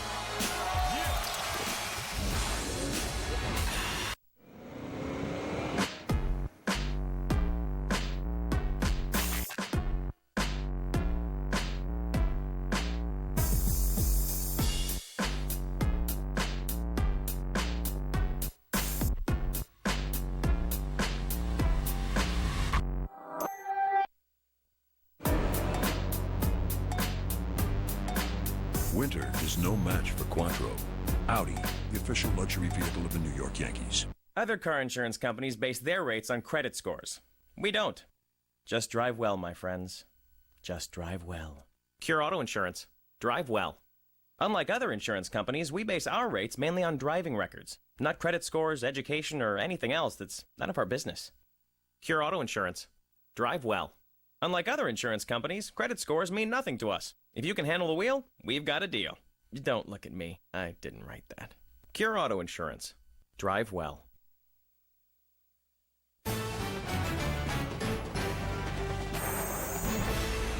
ESPN's College Football Primetime. Brought to you by Dr. Pepper. Drink it slow. Doctor's orders. One of the programs here at Rutgers, Equine Science, studying the oxygen intake of a stress test for horses. This is snowdrift here. Searching for a better quality of life for horses and humans, they study here at Rutgers. I don't think I'm going to be seeing snowdrift in the Breeders' Cup anytime soon, but nice to see her doing good work here at Rutgers. And here's a thoroughbred of sorts, the wide receiver Tim Brown, who's fast and got himself to the end zone to close this gap to 7. Pitt up 24-7 as Rutgers trying to rally here with a fourth quarter comeback. Well, they got the turnover with the stall fumble and converted a 4th and 3. 2 big plays that allowed them to get back into this ball game, a one-possession game now. Belladonna to kick. And here is Ray Graham, the Jersey boy, in front of his family and friends and searching for a seam. Still on his feet, and then finally taken down at the 27. But as we talked about key plays that got Rutgers back in the ball game, it began with this turnover. Stahl loses the football here, has it poked out of his hands, and that set up a pretty good drive as you get the 4th down play to Sanu, and then come right back, find Brown in the end zone, does Savage for the touchdown, makes it 24-17. And the newly expanded Rutgers Stadium is getting real loud now for quarterback Bill Stahl and that Pitt offense. Dion Lewis. Did you see that? Good luck stopping this guy. In the backfield, he stopped on the dime, changed directions, and was gone. I mean, he's made a number of folks miss tackles. Watch this right here. Right there. That move. Jump to the right side. That was something. And then he always tends to throw that spin move in there as well. Well, that was the blitz. Lefage came in and he got by him. And there have been 10 missed tackles tonight by the Rutgers defense. That'd be a great stat to see, the amount of missed tackles when defenses are facing Dion Lewis, because he has made a steady habit of that all year long. The Pitt offense coming out. Lewis getting them a quick first down here, and you would think, Rod, that they would want to just heap it on Lewis here to try to close out this game. The Rutgers defense has to find a way to contain this sensational freshman who has 149 yards on the night. Yeah, well, 23 carries. Yeah, that's a workload. We're going to take a break. 9:15 to go. The Rutgers defense needs a stop. Yeah, I'm about to bust some chops. It's the man that took my parking spot. So you the light guy, huh? Yeah. Now, does that mean you living the high life lightly? Yeah, he just refers to the style of beer. Oh. Kind of like differently labeled brothers from the same mother. So you a metaphorical kind of guy, huh? One's a little more athletic than the other, though. Well, which one? You know, because you can run fast, but I can knock you over. Rated E for everyone.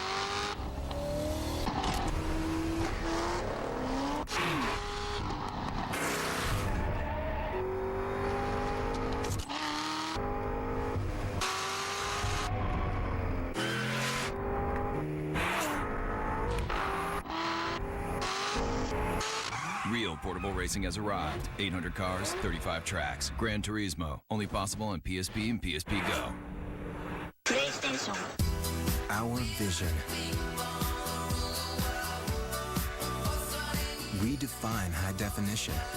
Create blacker blacks for brighter colors. Using greener methods. We're revolutionizing how you watch, listen, and live. At Vizio, we find a better way, and we make it for everyone.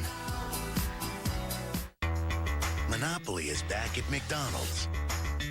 And this year, there's $1 million at stake every day.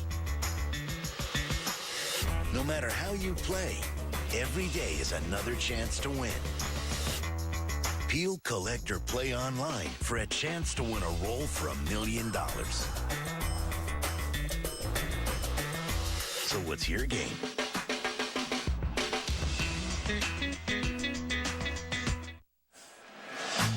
Welcome back to Rutgers, where Rod, this past spring, they broke the Guinness World Record for the largest gathering of people dressed as Waldo, as in Where's Waldo? 1,052 Rutgers students dressed as Waldo. And it spilled over to our crew. Jillian, where's Waldo? Oh, no. And even Rick up in the booth with us Rick. on the All-22. Not Rick.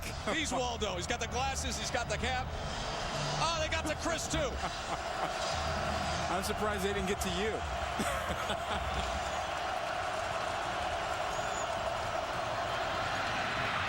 But can Rutgers get to Dion Lewis?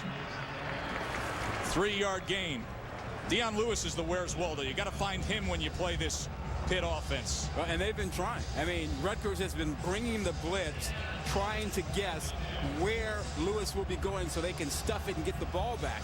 Yet Pitt's been running away from the blitz. They seem to know where it's coming, and they go away from it. Almost 200 yards rushing tonight. 2nd and 8.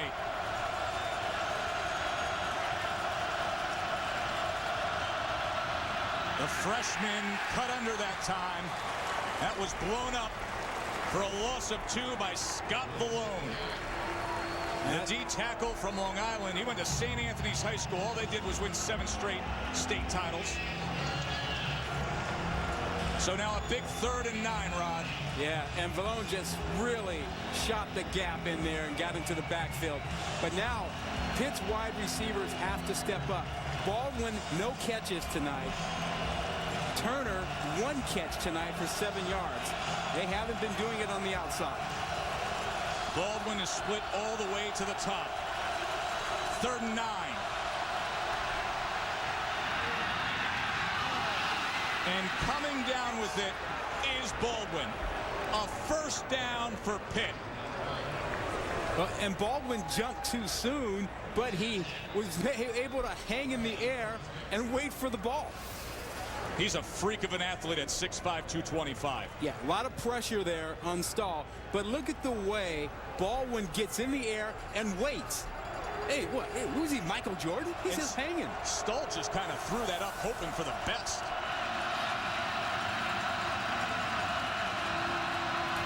Lewis, straight up the middle. And he is met finally at the 36-yard line, a gain of 7. We've talked about the plays Lewis is made to the outside, but make no mistake, he's not afraid to run inside. He's got good vision and good balance, and sometimes they just don't see him because he's only, what, 5'6", 5'7"? They list him at 5'8", but I think that's when he's wearing Nike Shox. He's a little guy. No, he's a short guy. He's not little. He's a strong, you're right. big guy. He's thick. He's put together. He's just short. 2nd and 3. Fullback. Hynoski is going to be short. It'll make for a 3rd down as Alex Silvestro had the stop there. And now these down and distance situations getting critical for Rutgers. Well, if you're Schiano, you know you're going to bring pressure. You're going to bring another run blitz and try and blow this thing up. And what Frank Cignetti has done for Pitt, the offensive coordinator, is he's guessed right and he's run away from the blitz almost every single time in the second half. 3rd and a long 1. 1st down, Lewis, and still fighting for more. Ryan D'Imperio, the middle linebacker, with the tackle, but now you look back at that 3rd down conversion moments ago, and it was big. Oh, look at it here. They run that play, that power off tackle. They pull a guard and let him get in behind it, and he breaks everything to the outside. And just when you think you have him, he can change directions. He makes people miss. The angles that you bring to tackle him may not work because he can change direction in a hurry.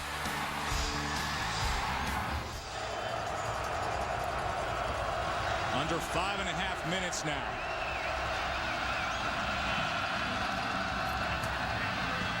There he goes again. Dion Lewis, 9 yards on that play. 173 yards tonight for the true freshman, Dion Lewis, who leads the nation in rushing. Well, look at this. He is going to hit 1,000 yards pretty soon. Maybe not tonight, but he's already at 911. I'm going to throw something out there.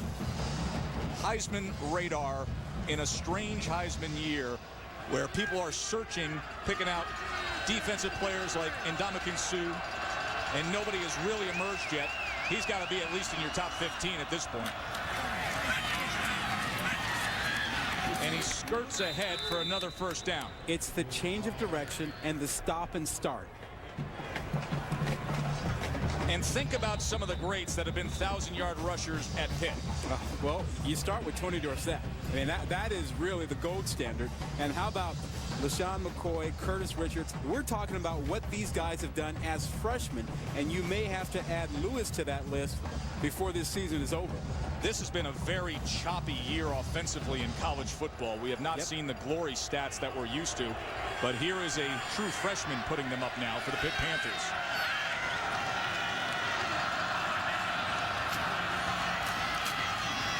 Couldn't spin free that time as Eric LeGrand wrapped him up.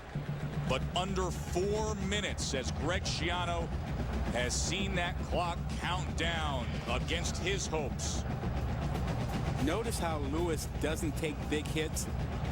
He manages to avoid them. He changes direction. He spins. He ducks. So he doesn't get the big hit, and he can just kind of squirt forward for another yard or two. Leading rusher in the nation.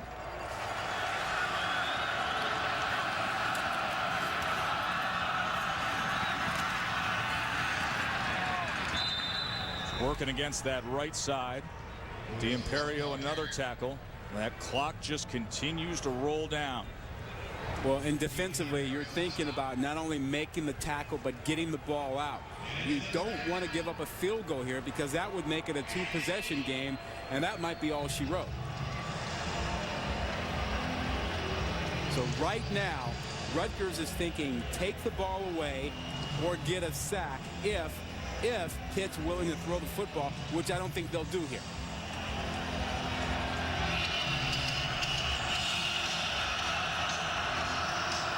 Third and 9 now. Nothing doing there. Yeah, they were planning to center that ball to make the field goal attempt easier. So Rutgers takes a timeout here as fourth down is upon us. Of course, tomorrow afternoon on ABC, you got Bradford, you got McCoy, you got star power. It is the Red River rivalry game. Number 20, number 3, OU and Texas, noon Eastern on ABC. It all gets started with College Game Day. Saturday at 10 a.m. Eastern. They're going to be down there at the State Fair. McCoy and Bradford are going to have a little horse wiffle ball accuracy throwing challenge. Plus, they'll break down USC Notre Dame. And a celebrity guest picker is Mark Cuban. Join Chris Fowler and the gang tomorrow morning, 10 a.m. at the State Fair, where they will batter and deep fry anything. Maybe even an HD camera from the set. Who knows? I want to. They'll give it a shot. I want to see Coach eat some of those, what do you call them, fried Snickers.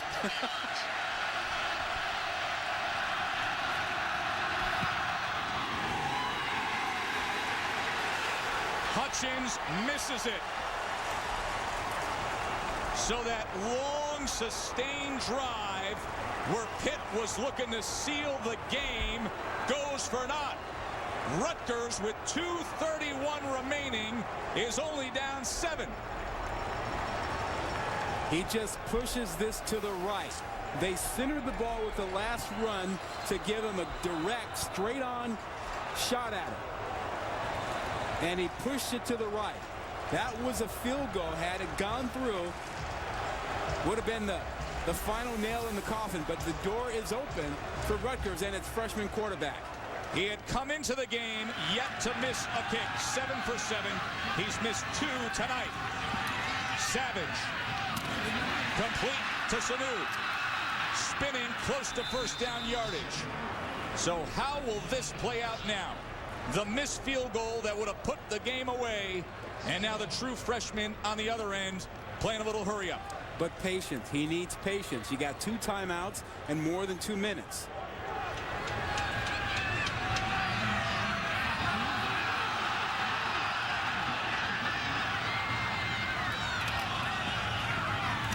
Almost a pick 6.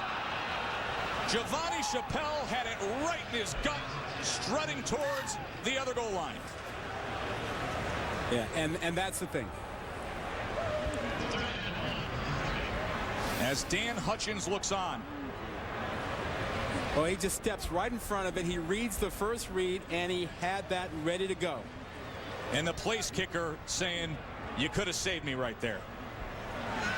2 field goals missed by the sure-footed Hutchins. And now a 3rd and 1 for Rutgers. First down by Young and a little more.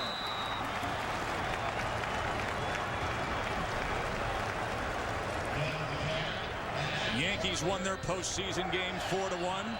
So for those of you joining us, we're across the river in Jersey here where Rutgers is trying for a late rally. They were down 2 touchdowns here in the 4th.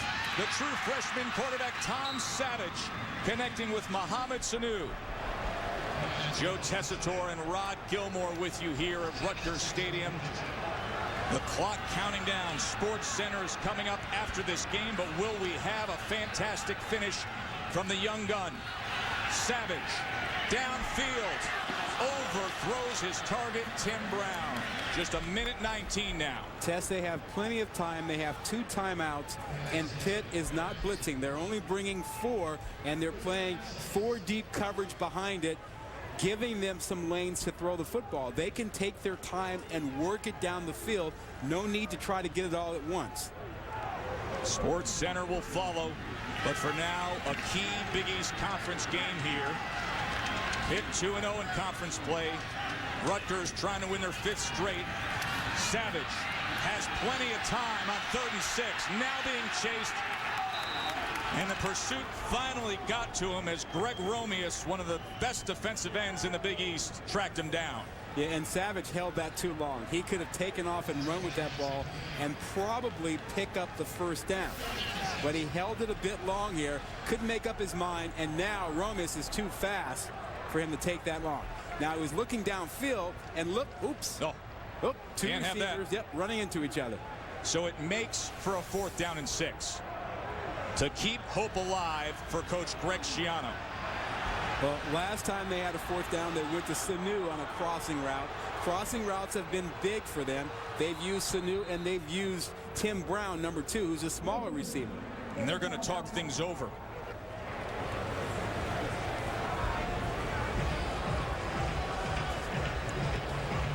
A reminder that coming up at the conclusion of this game is Sports Center. They'll recap the Angels and Yanks, plus get you set for what is just a phenomenal day of college football action tomorrow. OU and Texas at noon, USC and Notre Dame. A big Saturday on the gridiron tomorrow. Moments ago, Pitt with a long sustained drive, and then Dan Hutchins from just 30 yards away, he missed. He hadn't missed all year long, and tonight he misses 2. That would have made it a 2-possession game for the Panthers, who for the most part really dominated this game throughout with their sensational freshman running back Dion Lewis. But now they're going to need their defense to step up. Yep, they had a chance to ice it. Now it's up to the defense to ice it for them. And if you're thinking, how can Rutgers pick it up? Their two best receivers are to the right side. That's where they'll be looking for Brown and Sanu, number 6. Here's 4th and 6.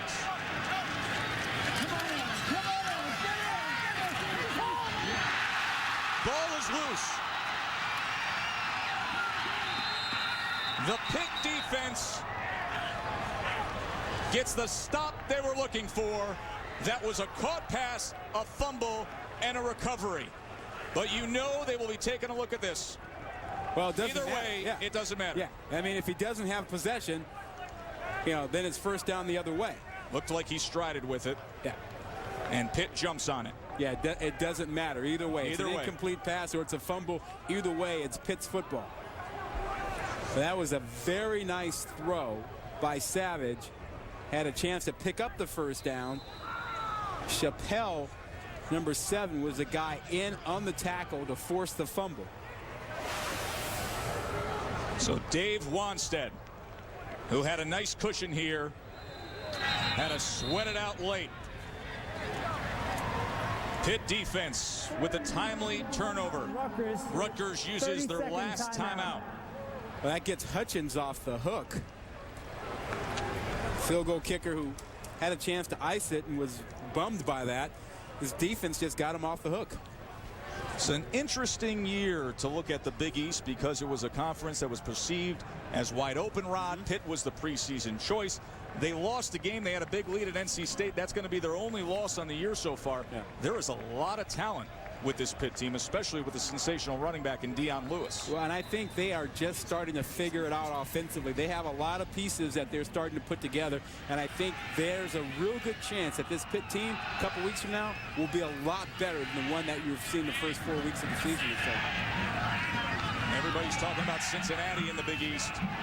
But boy, oh boy, there's going to be a showdown down the road since he still has West Virginia. And then at the end of the year on December 5th, they will meet up with this high-powered rushing attack of Pitt. And now for tonight's most valuable player of the game, brought to you by Sonic.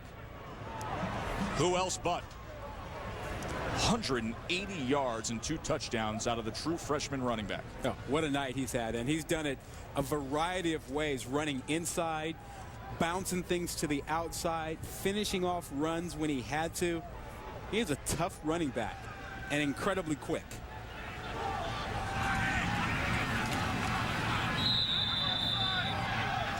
Rutgers had their opportunities here in the 4th.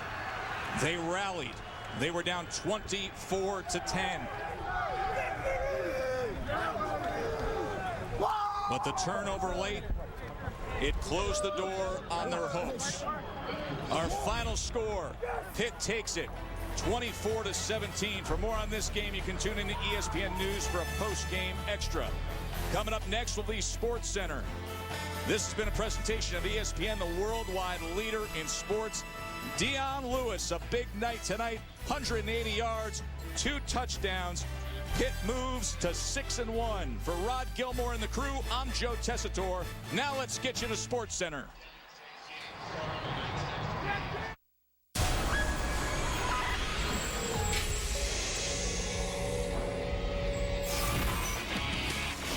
And sails over Howard. In to score is Pierre. This is Sports Center. College Game Day taking you inside the Texas-Oklahoma game plan, and it's your call. Tell us which top 6 team will taste defeat Saturday. Quarterbacks, friends, and rivals, maybe not in that order. Why there's more than SoCal bragging rights at stake in South Bend. The Halos feeling the Bronx chill firsthand. Keep it here for Game 1 news conferences, highlights, and expert analysis. Plus, Charlie pulled the trigger after 7 innings of vintage Pedro, and that's when it happened. How the horror show began on Sports Center.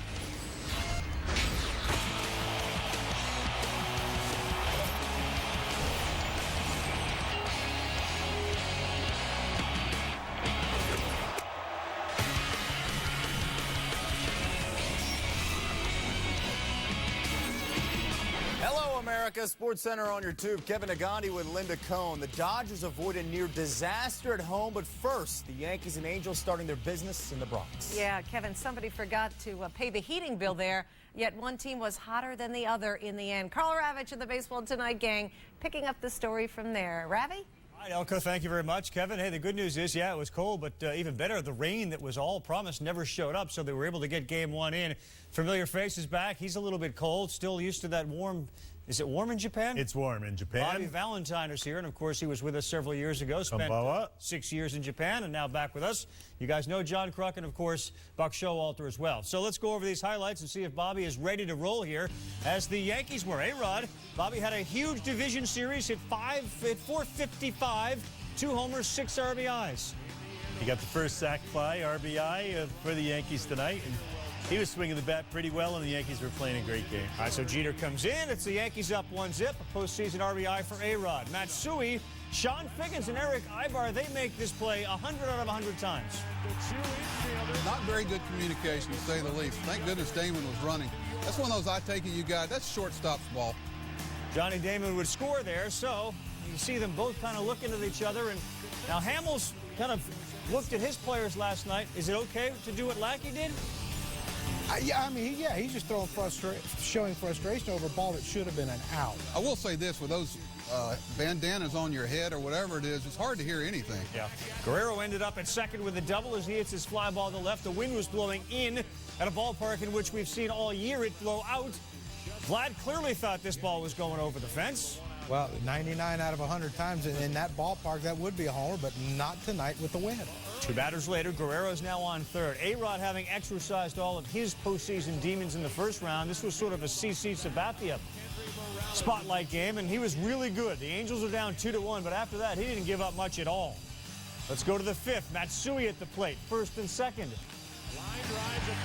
Still a hero in Japan? He's a hero. This game was on, and they were all watching and cheering. And, you know, Lackey had good stuff. He had a good breaking ball and a good sinker, but he got himself in trouble with a great play at the plate. And A-Rod could have slid around that ball. That was Mathis. What a play by the catcher. Yeah, he runs through a stop sign here, too. I think his heart got in front of his head.